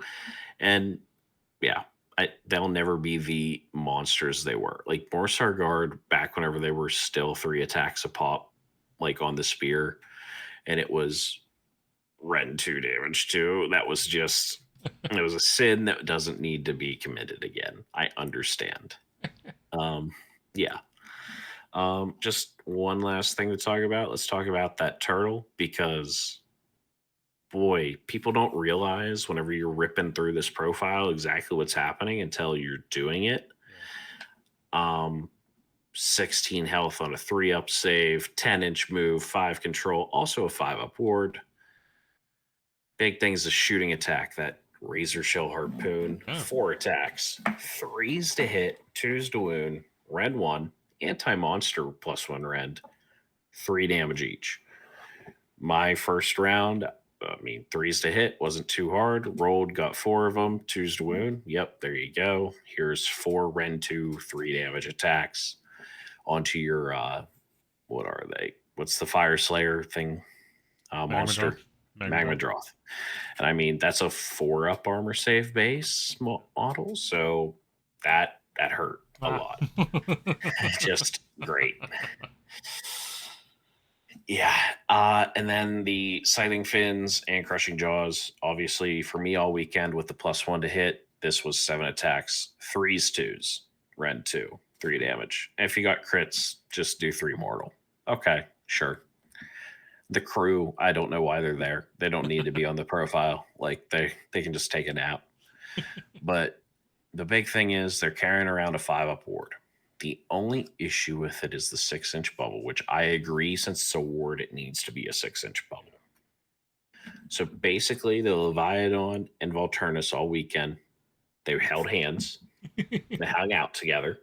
The turtle was Volturnus's bodyguard. So if you got within 6 inches of the pair, as long as Volturnus didn't charge, you got -1 to your attacks all weekend to be near them while they're here to beat you up. So it was a fun time. Yeah. What do your boats do? The boat is, if you're wholly within 6 inches of it, you get +1 save for all the infantry and cavalry. Huh. So it's not bad. It's not bad. Yeah, like, And since it gets set up within your territory, you can get up to half. You can easily just set it just outside of a objective piece. Problem that I quickly learned with that is I did that, and then somebody charged it and they got themselves onto an objective because of it. And I went, oh yeah, that doesn't feel anywhere near as good all of a sudden. So I learned my lesson real quick. all right, so let's move along here to corn next. Yeah, good old corn. So of course we have all of our blood tithe, like as we spoke about. I think whenever this would first come on, still Murderlust probably going to be a huge one. Just having a 3-inch move, it can move into combat any movement phase.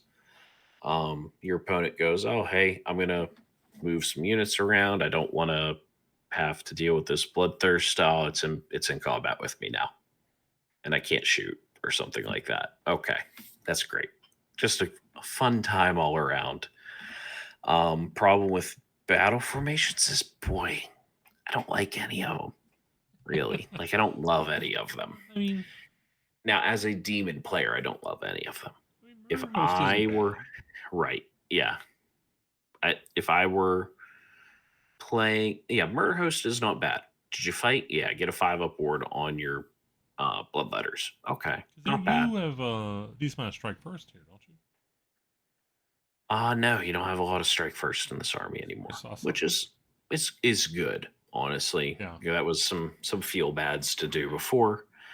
Brass Stampede is only if you're feeling frisky and taking the cavalry all I night. don't Yeah, like an 8 up yeah, charge. No. yeah, yeah. So the only other one that like I'm thinking, yes, let's do this is the Tireless Conquerors.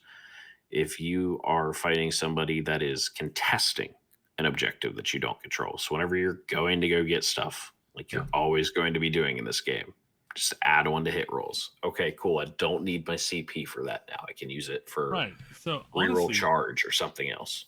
I like all three of these. Yeah. I like They have their spot. I think not Murder amazing. Host. No.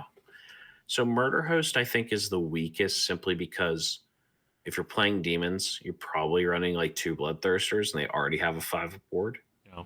But that's I it. mean, That's you the only still got reason it's the lowest. what, Yeah. 20 blood letters. Yeah, 20 Bloodletter Bomb on a 5 upward. Yeah, that'll be okay. That'll be okay. Now I'm gonna be honest. For myself, I kind of have selected what I want. I think everyone's just gonna pick Firebrand for heroic trait. Make a Bloodthirster into a priest sounds pretty nice. Why you would want 1 Blood Tithe to start the game? Somebody will have some reason, but you won't do it. If this was you gain 1 blood tithe at the start of a hero phase, I'm here. Agreed. Because that's so much different than just, well, yeah, you start with 1. now I whatever. will say Relentless Hunter. I can see the argument for Relentless Hunter. When I get to the prayers, you'll understand why I'm not going to. No, I understand. Like, yeah. Like I see it. I'm here for it. To get down to the artifacts, I don't think you're going to be picking the first one, the King of Blades, because there's not going to be a lot of heroes, and there's a lot of heroes that should have a ward don't already. So I don't think you're going to see it as much. The Collar of Contempt, I can 100% see being able to unbind as Khorne is great. If you get to do some mortals on the way through, awesome. I can also, if a bunch of negative modifiers like become a common thing, I can see Halo of Blood. But I think just the safe choice is Collar of Contempt, especially with all the endless spells running around right now. Manifestation lore, it's nothing to write home about. Hex Quarter Skulls is okay, given all the way up to a -2 to a spellcaster, which could be useful. You'll see later that they're destroyed pretty easily. unfortunately. And the Wrath X doesn't do as much damage as you want it to, but that's okay. The big thing here is Unholy Flames, the unlimited prayer that you get. On a 5. On a 5. So you're not doing this till turn 2, basically. But you're probably not in combat till turn 2 in most cases, because turn 1 you're going to be moving up. Add one of the red characteristic of the target's melee weapons for the rest of the turn. Okay, pretty good. Not upset. On a 10 up, add one to wound rolls as well. So if you ever get lucky on the roll, boy, is this strong. Outside of that, 2 other prayers. For Witchbane Curse, subtract 1 from the target's power level to a minimum of 0. Just no, you don't get the cast anymore. That'd be, I don't think I'm going to use it much even now, but we'll see. I mean, there could be spots where it's really useful. That should. The problem is the best.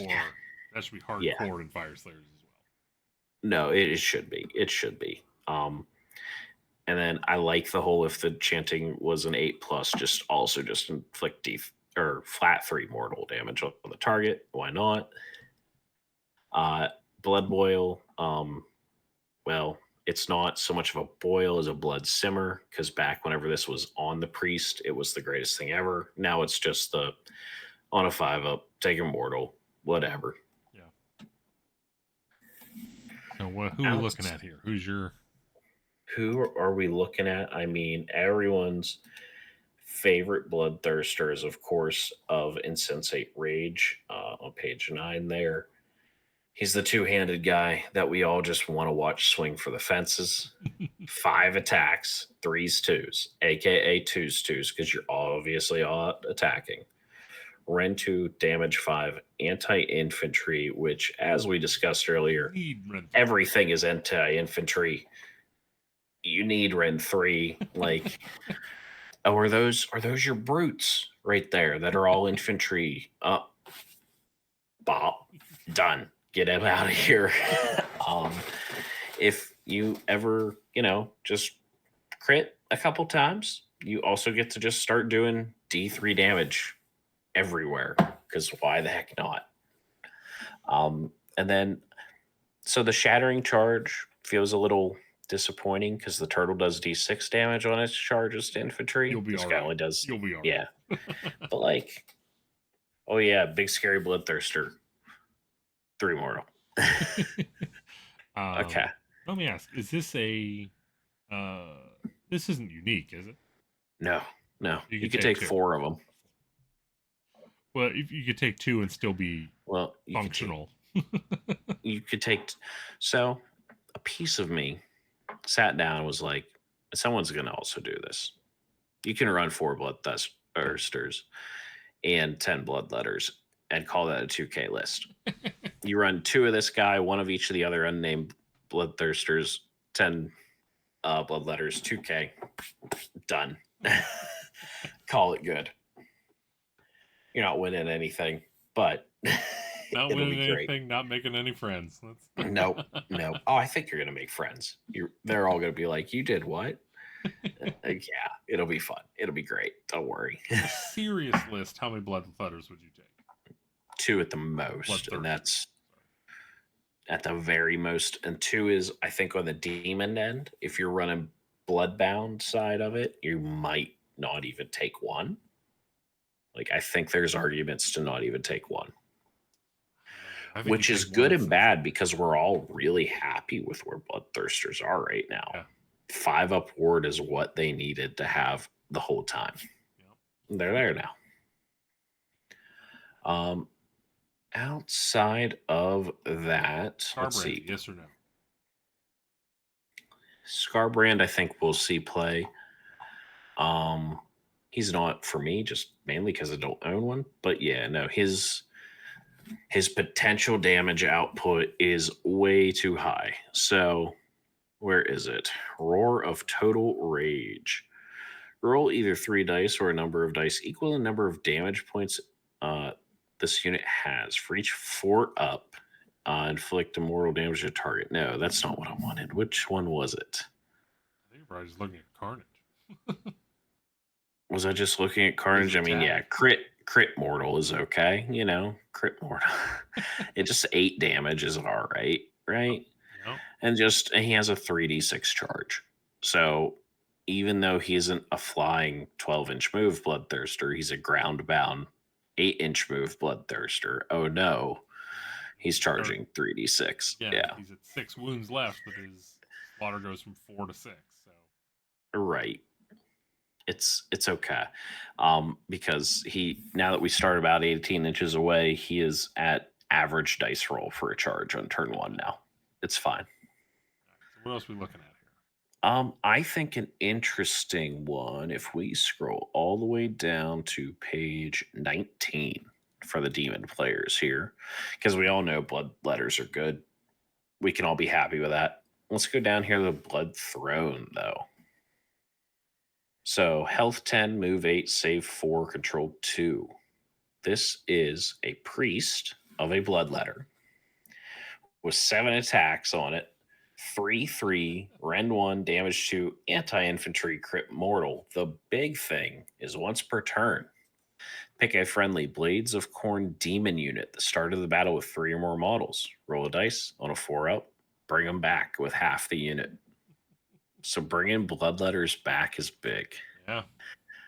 210 points for this unit. It's not bad. It's got some movement to it. It is, but I think if you're going heavy in the demons, you're going to take one of these. Well, how much is a unit of reinforced bloodletters? 400 points. So if he gets us off once, he's paid for his points. Yeah. Or you could just bring a block of 10. But yeah, right. It's not once per game, it's once per turn. Yeah. The once per turn is the big thing. Yes, it's a gamble and a 4-up, but if he does it once on a 20-man block that died, you get it. You get his points back. If he does it twice on a pair of 10-mans, you get all of his points back. Now, are you bringing any mortals? So in my list, no. However, I think that's probably the stronger way to run the army. So don't take my word for it on how to run this thing, but I think it's just better. Yeah. So I think, let's see, what was I thinking? You're probably step 1, you're gonna need a slaughter priest. The army will have that, and I think that the Mighty Lord of Corn will be in a lot of lists as well. So he is just going to give a bubble of +1 to charge rolls for all the bloodbound infantry units wholly within 12 of him, of which will be your army. And then he has the once per turn, pick a friendly Gore chosen unit wholly within 12 of this unit to be the target. And they get strikes first. Strikes first from Corn? Sounds good. Yeah, I always liking that. Let's see here. Outside of that, units that... So Skull Reapers are, again, at that same spot that they have always been, where they're almost good enough that you just have to make an army out of only them. Or they're trash. And they're right now, I'm just... Experience tells me they're bad. So...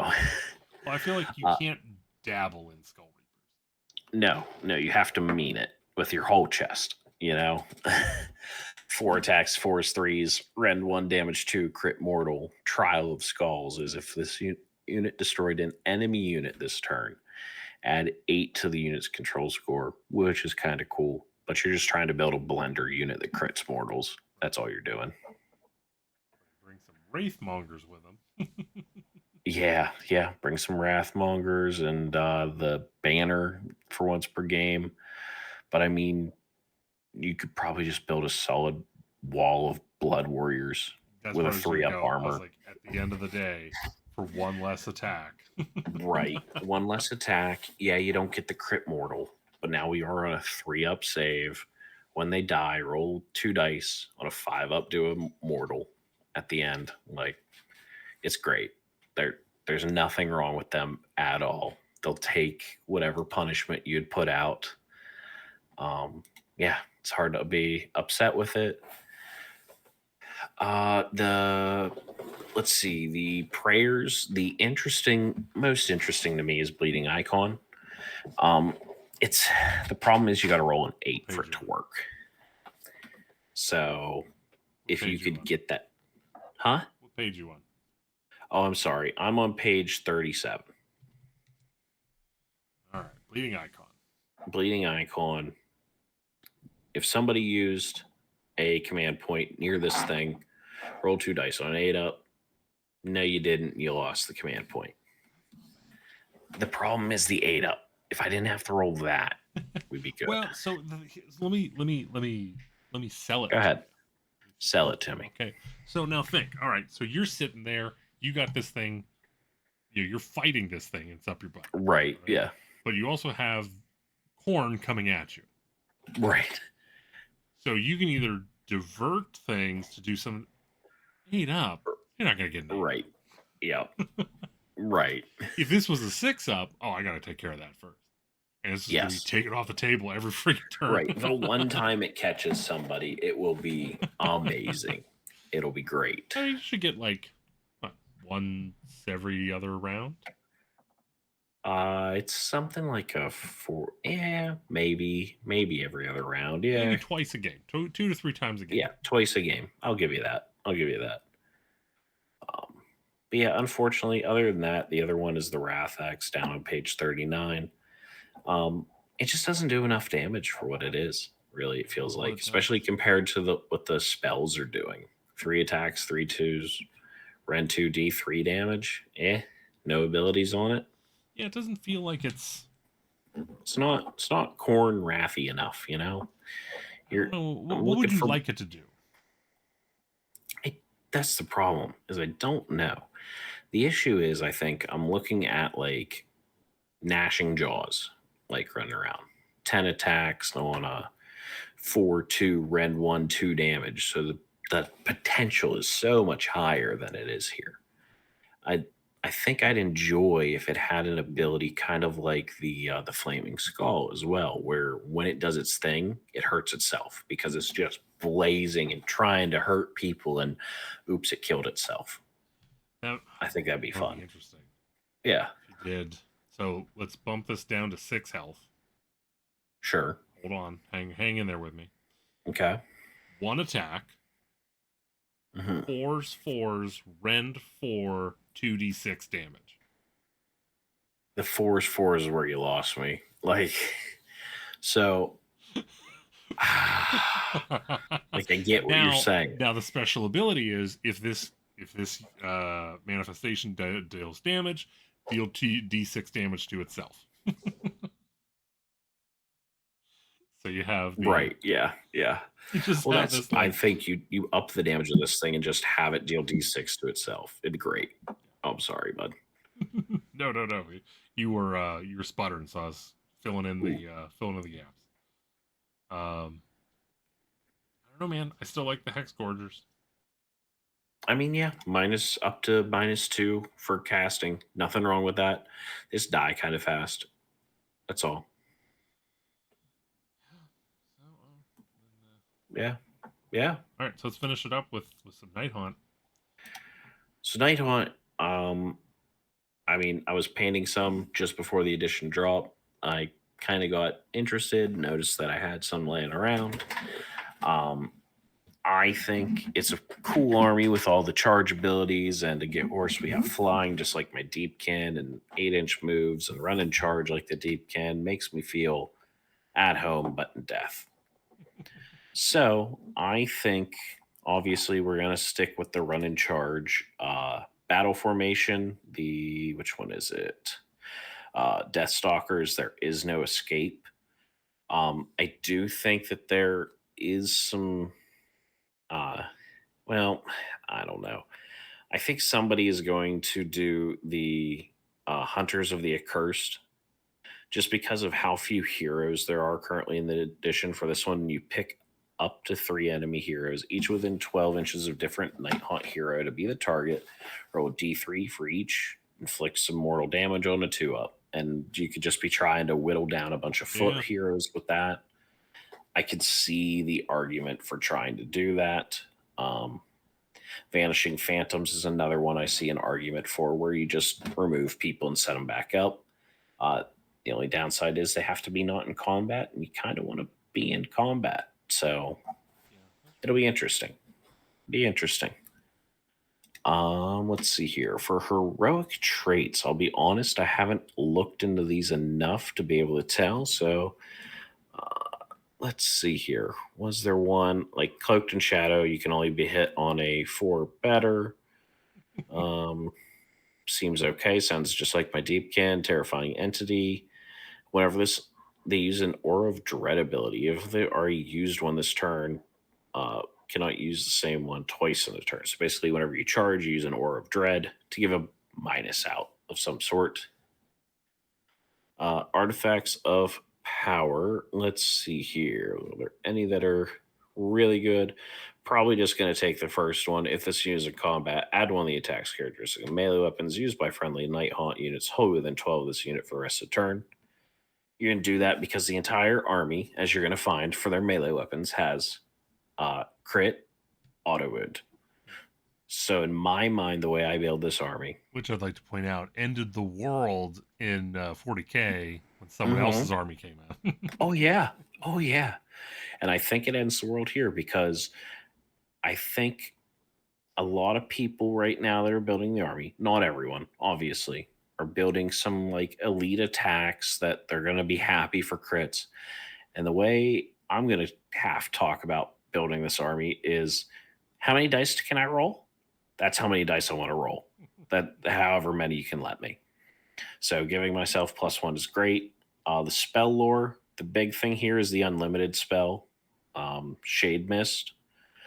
For that, you subtract 1 from wound rolls for attacks that target the friendly unit that you targeted with this. Oh, wow. Just unlimited spell. Roll it on a 6-up, you get it. Awesome. We're casting this at least twice a turn. We're gonna buff up our friends and send them in. Why not? Yeah, that's of course. Yeah. I'm of two minds of unlimited typically being like the good spell that you want unlimited anyways. Yeah.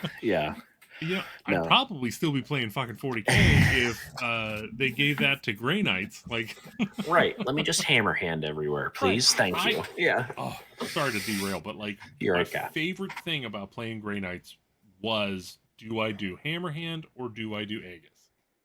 Right. Okay. I loved it. Yeah. The other spell that you're going to care about, Spectral Lore, on a 6-up, roll a d6, bring back that many models, or heal that much damage. Cool. Bunch of 1 wound models in the army. You're going to do that a lot. I don't think the Manifestation Lore is really worth our going over, so we'll see. You have Nagash in the army. We already talked about him. You bring it up? Wizard 9. Scary thing now that we've seen what manifestations do, and he's a Wizard 9. Adding 2 to casting rolls, like I want to see, because somebody's out there is running it or playing around with the list right now, the bad things you can do with him. You're going to take Morbid Conjuration, so you get 4 endless spells. Right, you're going to cast all of those. All of those turn 1. Step 1, cast all of those. Step 2, cast Invocation of Nagash 5 times because you're Wizard 9. Because you do this and you pick a friendly unit of any type within 18. If the target is an enemy, if like D3, if it's friendly death, pick 1. Return up to a number of slain models with a unit combined of 3 health, or the target just gets a 5-up ward. So obviously turn 1, you don't have anyone within range for the most part. So you're just going to give your whole army a 5-up ward, because why not? Or at least your whole front line, because that goes off until your next turn. So even if they double you, you'll still have the 5-up ward. Awesome. Still have Hand of Dust, which is So much fun. Everyone loves it. Once per turn, you just do it as a rampage now. Not even a spell. One of 2 appropriate containers. What is appropriate containers? We're using our hands, GW. We're using our hands and a dice. I want to specifically go out and get inappropriate containers. What are inappropriate containers for this? Like hollow dildos that you just like you just throw a dice in one of them. You're like, pick one. Yeah, and then like whenever they pick one, I'm like, no, there was nothing in that one. Oh, jeez. And then they'll be like, that was wildly inappropriate. And I'm like, and I'm breaking the rules. Thank you. That's why. Goodness. But myself, goodness, I'm trying. We're gonna segue through this, people. I've got you. We're gonna push through. As you can tell, it must be late whenever we're recording because Matt's he's diving now. He's diving off the deep end. All right. The character I think I would take if I'm building this army right now, though, is Lady Olander. She was also revealed. Huh? 4-up ward. Yeah. 4-up armor, 4-up unrendable armor, 4-up ward. She's not going anywhere quick. Stormcast, okay? Say what? yeah, exactly. Stormcast who? She has a single ranged attack, 12 inches, 2s, rend 3, d6 damage. So, okay. If you crit, you just auto wound it too. Why not? The rest of her melee, nothing really to write home about. The big thing is the once per battle, where you bring back D3 plus 3 health or unit or models to everything in your army. It's and no range, board wide. Thankfully, once per battle. Once per battle. So you're doing this turn 2 or 3 whenever you've taken a couple of licks and you're just like, all right, now everyone's feeling better. Don't worry about it. Passive ability on her is, I think, really interesting. Is just enemy units within 12, subtract 3 from control scores. I think that'll come in handy a game or two. It won't be all the time, but every once in a while you'll be like, oh yeah, actually, you don't own that because your monster is actually only control score 2. And then Grief Stricken is her spell. If you hit the enemy with this, you ignore only positive modifiers for them to hit, to wound, or to save. So, where is their ethereal? Ethereal is all the way at the top on page 2 in battle traits, the first one there. Ignore all modifiers. Yep, ignore all modifiers. And since they can't get their bonuses, they have their own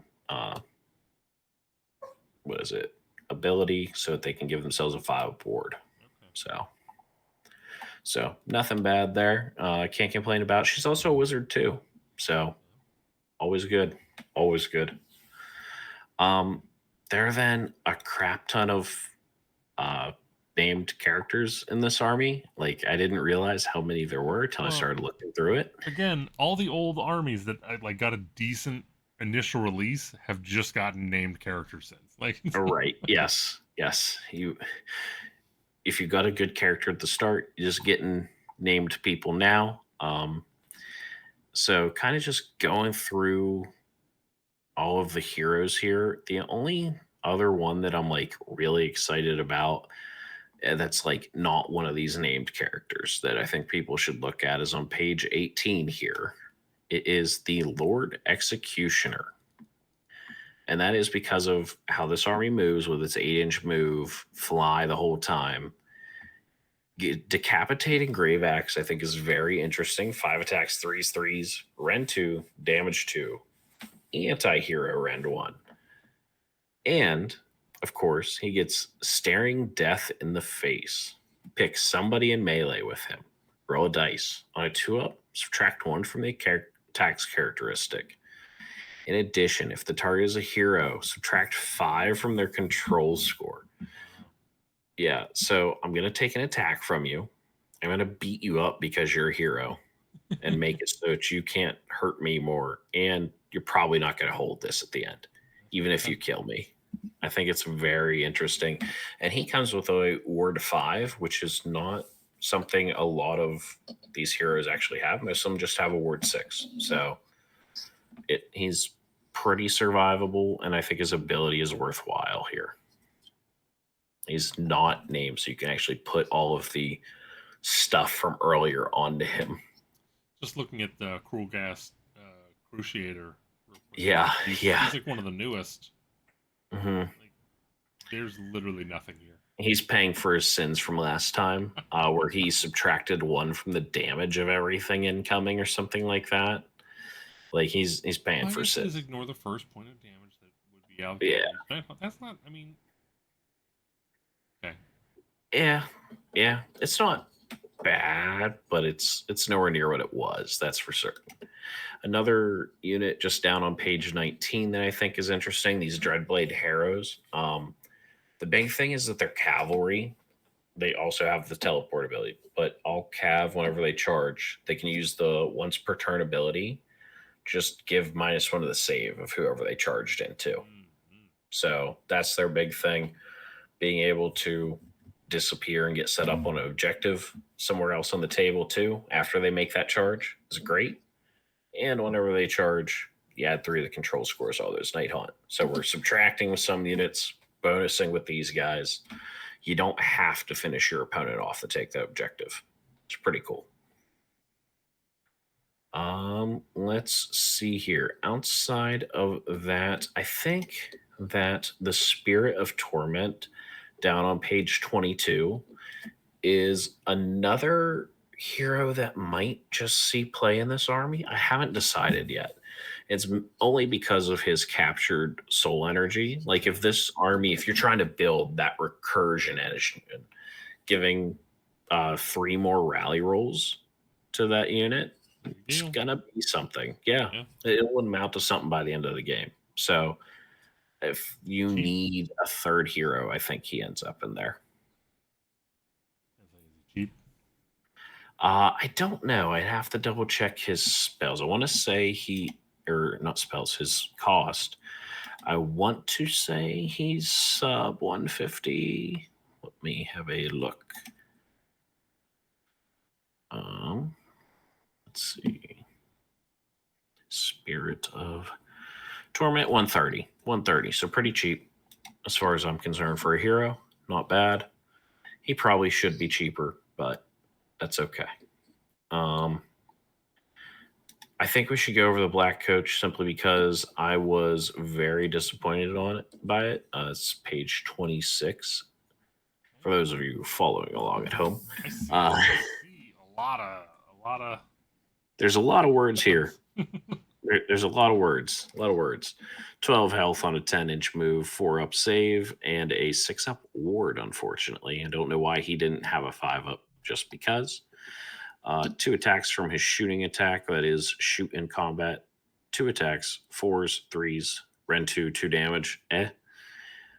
Wraith weapons, which are just the people around, 5 attacks, 3s, 2 Ren 2 damage.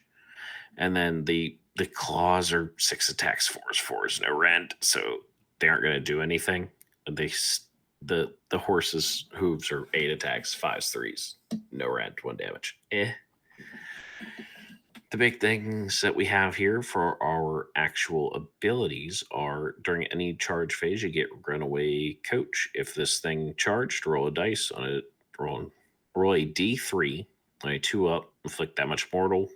It's okay. Movement phase, if this unit is not in combat, you can teleport it. Okay, it's fine. And then Evocation of Death. It's the end of any turn. If this unit destroyed any enemy units, which I don't know how it's doing that, pick a friendly, non-unique Night Hunt hero that has been destroyed. You set up a replacement nearby. So it's interesting. The problem for me, though, is let me just double check and find Black Coach is 260 points, and I think it falls down too quick. Yeah. Well, I mean, if you're bringing back heroes, like that's the thing. All right. If it could if the output was a little higher so it could do it more consistently, I'm here. I'll tell you, if you just roll sixes, you don't need it. If you just roll sixes to hit, you're good. So what about units? There has Right? to be a Perfect. unit or two. Right below that, the Craven. Yeah, exactly. So right below it, the Craven Throne Guard, I think are a really interesting unit in this army, and people need to consider them even more now. At 2 attacks a pop, just a little bit of damage they're throwing out. It's great. It's a 5-man group. So you're talking 11 attacks, 4s, 3s, Ren 1, damage 1. Crit for auto wound. You can pick people to be the targets, even if they're not visible, and you ignore negative modifiers to hit. So, not bad at all. The big reason I would choose them is, and now I'm going to ask you to scroll all the way down to page 32, because this is how I want to build the army, is with Craven Throne and these guys here. If we go down to Dread Scythe Harridans, I want to roll a bucket of dice. These boys come in a unit of 10, 3 attacks a pop. I believe Harridans are ladies. These girls. 3 attacks a pop, 4s, Ren 1, damage 1.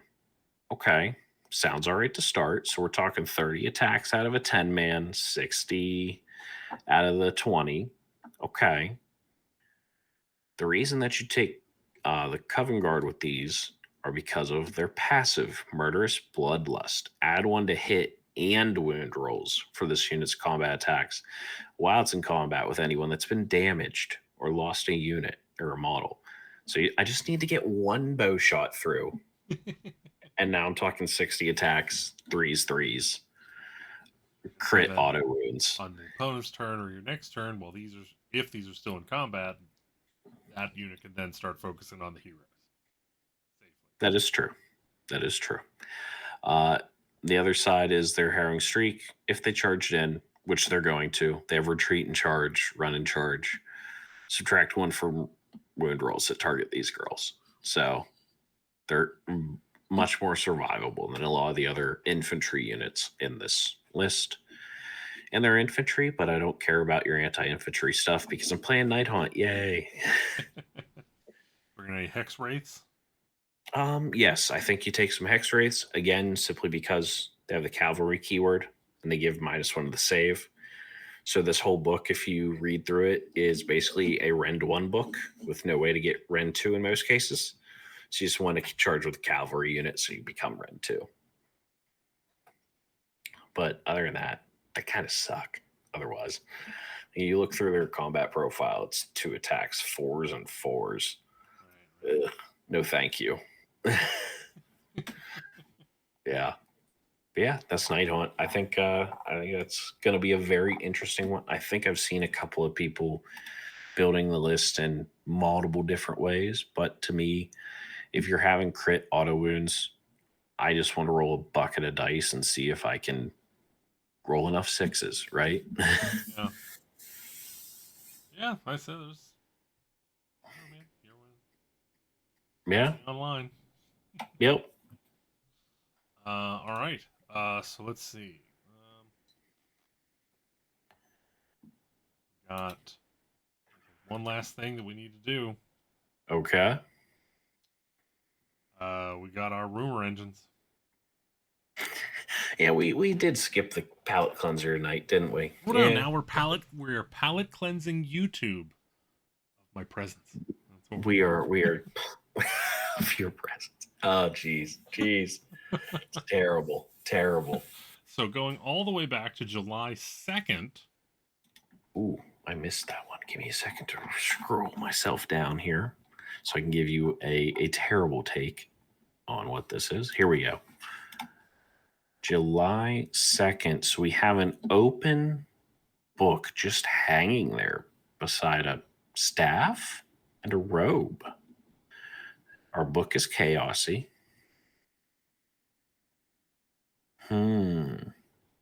New Zinch unit? I was thinking of, Demon Sorcerer, but I mean, we're in the same ballpark. We're in the same ballpark. All right, moving along. Got the 9th. There's really very little. Okay, so hear me out. Hear me out. This is probably a snake. However, I was gonna say, I was like, how are you gonna tell me this isn't a Seraphon unit? Okay, I'm listening. Deepkin, it's something from under the sea. I'm just saying, like, it's the Kraken. We're getting the Kraken, everybody. The problem that I have with this picture, yeah, no, it's hard scales is the thing.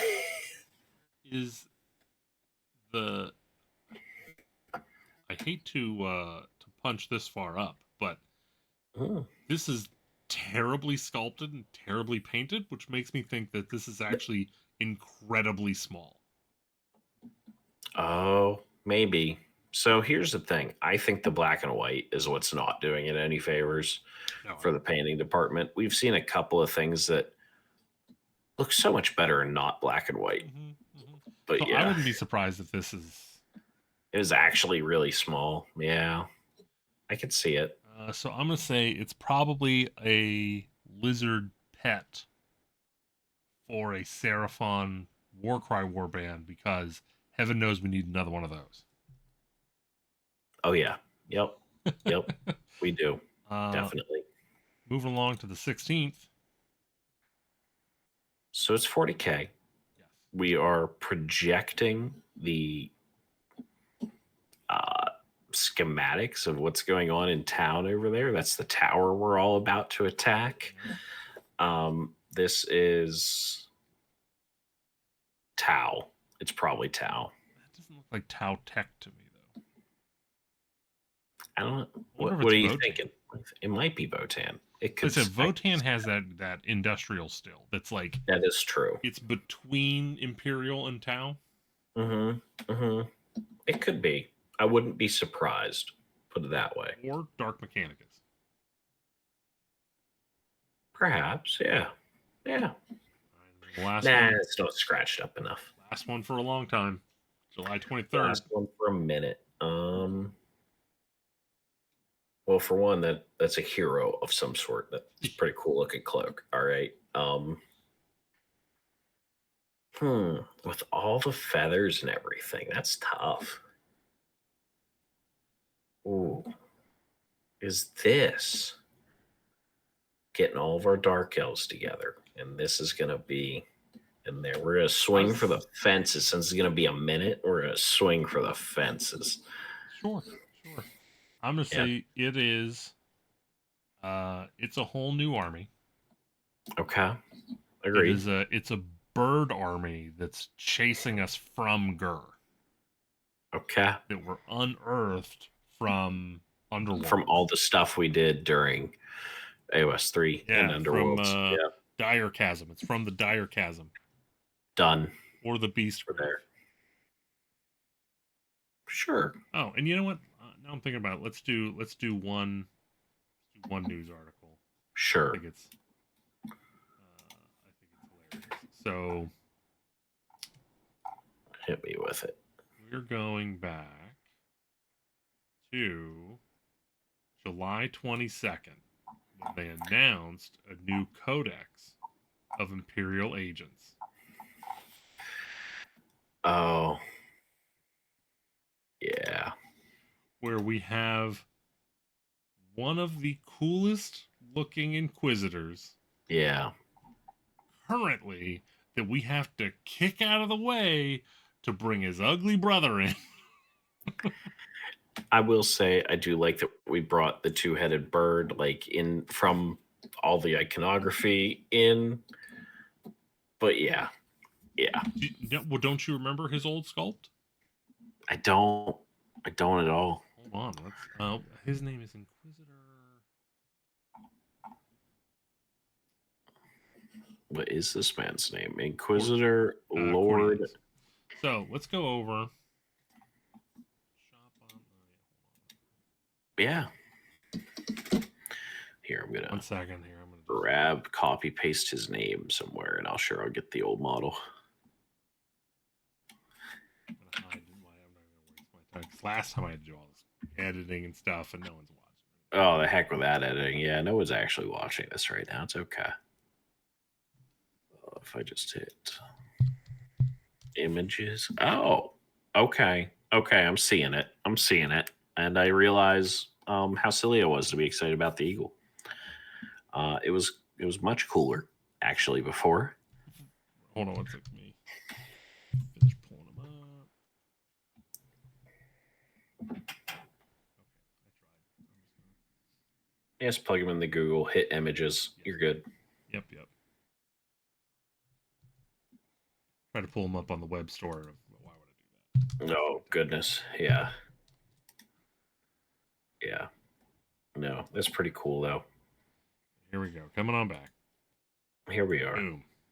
Welcome back, everybody. This is what he used to look like. I mean, like I said, he still looks cool compared to models today. He does. He does. I like that he's basically a falconer in that pose. It's kind of cool. Hammer, he has his power armor, and I don't know who came up with any of that new stuff. Like, it's just no, it doesn't look great on him. Just doesn't look great. It looks like we're supposed to go from that model to this model. In a way, yeah. No, I do like the past better than the future. I'm sorry, everybody. We got to go back. We've got to go back. See, that's step one. Step one. Yep. Wait, not even 30 yet. Don't hit me with that. It's okay. It's fine. It's fine. All right, everybody. I think that's all we got for this time going around. We'll see you. Yeah, we'll see you floating out there. While it is an indefinite hiatus, we'll be back. I guarantee you there's no way I'm going to be able to keep my opinion to myself for forever. Never. No.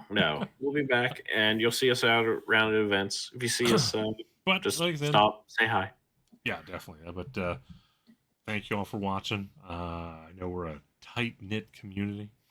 Mm-hmm. Lots of close friends here. And again, you're all allowed to comment, I know we made fun of like one person. We're sorry. But we didn't make fun of him. We talked. He made a point. I thought we made fun of somebody else. No, that guy. Yeah.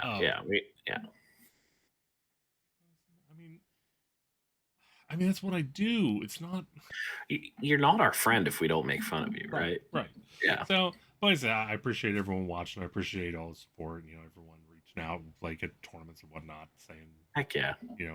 Surprised who all watches and who doesn't, and like, whenever someone going, "What's wrong with you? Why are you?" Someone will like randomly like, "Oh, do you remember when you said blah blah blah?" I'm like, I was like, no, 2.5 hours into the episode, no one watches that. What were you doing? What is wrong with you? Yeah. So, like I said, I mean, I will be honest that if I don't expect to get any comments, but if I get a bunch of comments of like, "No, we need you," blah blah blah blah, I'll push through. I just. Right. I said for me right now, the way I expect it is, I've heard some rumblings that we're not going to see anything until September. Okay. So that would be 2 shows of no real content. Sure. I'm not, like I said, I'm not a huge fan of the edition. I've aired my grievances. Anything beyond this, like I said, even though I was saying negative things about it, in my book, that counts as criticism, because I was saying, this is what I don't like, this is why I don't like it, and this is how I think we could fix it. Okay. Beyond that, anything moving forward would just be bitching. Fair enough. And that's not constructive. That's what I want to stay away from. Right. No, I get it. So, again, everybody, can't say it enough times. Appreciate you all. We'll see you eventually. Just come to the channel the first Saturday of every month to double check. Okay, and then whenever it doesn't show up, come on here and put like a crying emoji or something. Exactly.